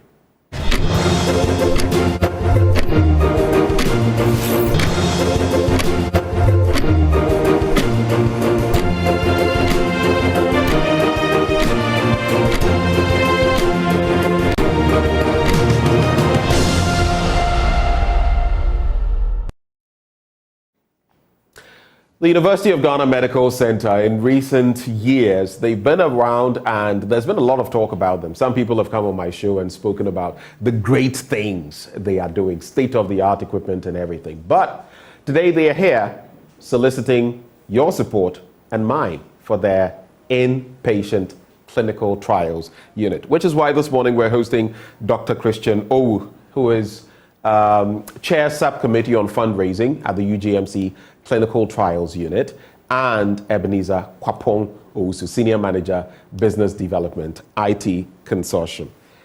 Doc, Ebenezer, a very good morning to you. I'm going to have to do a bit of a switcheroo, so who's who? Good morning, and good morning to your audience. Right. Okay, so let's start with what exactly brought up this need for an inpatient clinical trials unit in Ghana at the UGMC, to be precise. I'll start with you. Start with Doc. I should start with Doc first. Okay, so Doc. All right, so thank you very much. So we all are aware that in the health sector, there are a lot of interventions, and all these are basically towards a positive outcome for our patients when we fall sick. But we also told that health is not only about curative, but it's also about promotive, preventive, and rehabilitative. And for many decades now, majority of the interventions we use in our health system, especially in sub-Saharan Africa, including our country, are borrowed from other places, and then with a presumption that they will work as well as they worked where it was tested in our population. But we know that that is not wholly the truth. So we have had situations where medications, devices, interventions that have worked in other populations where it was tested during development do not have similar efficacy in our population. True. So it is important to actually customize and those testing them in our own population, in people who we expect that this will be used. And in the last number of decades, a number of African institutions and in Ghana has been progressing towards this realization. You heard a lot about vaccines during the COVID-19. Indeed, I was just about to mention that. And then about establishment of the Vaccine Institute. But we would need to get to that point where this is not just research centers, but hospitals that have clinical trial units, purpose-built, that are able to have the capacity. And that is basically the reason that we moved in this direction. A lot of us are into clinical trials. Okay, so I get the point now. At least you've given us the basics of this. But the next question then is to find out whether all these clinical trials are only tied to research into new drugs or testing of new drugs. What's the clarity on that? So yeah, so that's actually why I started off by talking about the different tenets of health, talking about preventive, promotive, curative, and rehabilitative. So it's not only about, medications are the commonest you will hear, but no, it's not about medications alone. So we actually define clinical trials as basically assigning humans or human groups into groups for basically prospective interventions that looks at the efficacy of those interventions and how it affects health-related outcomes. Right. Those interventions can be medications, Okay. they can be medical devices, they can actually be behavioral changes, they can be preventive, like in quitting smoking, Right. or with respect to vaccine, as we mentioned earlier on. So it's not, and it can be cells or biological entities. So it's not only about drugs. It can also be about change in the process of care that we already given to people. So it may be something that is already happening in our hospitals or in our health institutions, but then we want to see that a different process, does that work better, that we have a better So outcome. we want to take a critical look at the approach and Yes. ensure that we are doing the right things. Yes, in that exactly. regard. Let me come to Ebenezer, IT consortium partnering the UGMC on this. Why are you even doing this? What's behind it? It's a good thing, yes, but what's the motive? Yeah, so the motive number one is the responsibility. We have a responsibility as a corporate organization to help, and so this is part of our corporate social responsibility. When you look at what we bring to the table is the ability to do the collections of the funds.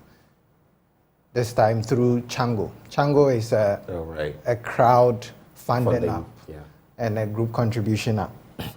We see that for most of the time, even when people want to give, they may hesitate because of they are not too sure of how they are given, the structure they are given through and all that. So we And I see that all the time on demonstrating. social media. Yes, Some people want to give, but they are uncertain. Yes. Is it Yes. true? Is it not? Yes, we are able and have been able to put a structured way that people can contribute to, and this is open to people even in the diaspora if they want to contribute to this. And to show that, one, we have the ability to do that here in Ghana for ourselves so that people can easily contribute to a cause like this. And when we heard that UGMC was embarking on this, it pushed us a lot to also go to their aid to help. And this is not the first time you're doing this. This is not the first time we are doing this. We've had a number of collaborations. We've had one with the cardiothoracic unit at Kolebu, which is still running, where we have a public campaign, we call it, where public can contribute. And the idea is to get a number of Ghanaians to contribute as small as they can to help with open heart surgeries for kids. Okay. Yes, we've carried out a few. We've partnered with Pharmaline. Okay. Pharmaline mobilized tools and things to help, fertilizer and things to help farmers in parts of northern Ghana. And we've also helped with individuals who may be going through surgeries and things. We partner with various health centers to get this done. All right. We have to be out of here before 2 minutes are over. Sure. Tell us about Friday's concert and some of those who are going to be performing. What can we expect, even as we come and donate towards a worthy cause? All right, so thank you. It's going to be a super concert, very good music, and it is free to the public. We have invited... It's free? It's free, yes, y'all. It it's is, free. yeah. Okay. We've invited a lot of organization institutions, but we've thrown an open invitation to the public Among those who will be featuring in this is Neokind, Koda, Okay. Jometo, and the UGMC choir. We Oh, have wow. we have a very didn't know of that. You have a choir. a dynamic Nice. choir, Right. and they would give good music, and then just to support this very laudable cause that we Okay, go in. all right. Final words, donations. How can people do it? 20 seconds. Let's go. So you can donate on every network on your phone. You go to star 887 star 222 hash on all networks, and you can simply donate. You can also go to the University of Ghana Medical Center, that is ugmedicalcenter.org, and go to donate, and you can do that. And to read about Chango, you can go to changoapp.com and read all about Chango. Download it. You can create private groups, you can create public groups, and contribute to various causes, including this particular one. Okay. And that's how we sew up the conversation this morning on the AM show. Those who joined us for this conversation, Dr. Christian O, chairs subcommittee on fundraising at the UGMC Clinical Trials Unit. We also have Ebenezer Kwapong Owusu, Senior Manager, Business Development, IT Consortium. Right before we hand over to the Joy News Desk crew, Kweku Chere Esquire. Today, or I believe it was yesterday, was your... you tied the knot this weekend. I beg your pardon. You tied the knot this weekend. May God bless your union and fill it with all your heart's desires. And it's from Aisha Ibrahim of Joy News. And you'll be seeing her on Joy News Desk shortly. Kweku Chere, congratulations on tying the knot. And God bless your union. Gentlemen, thank you so much for coming. And we'll be supporting along to ensure that everything goes well. Joy News.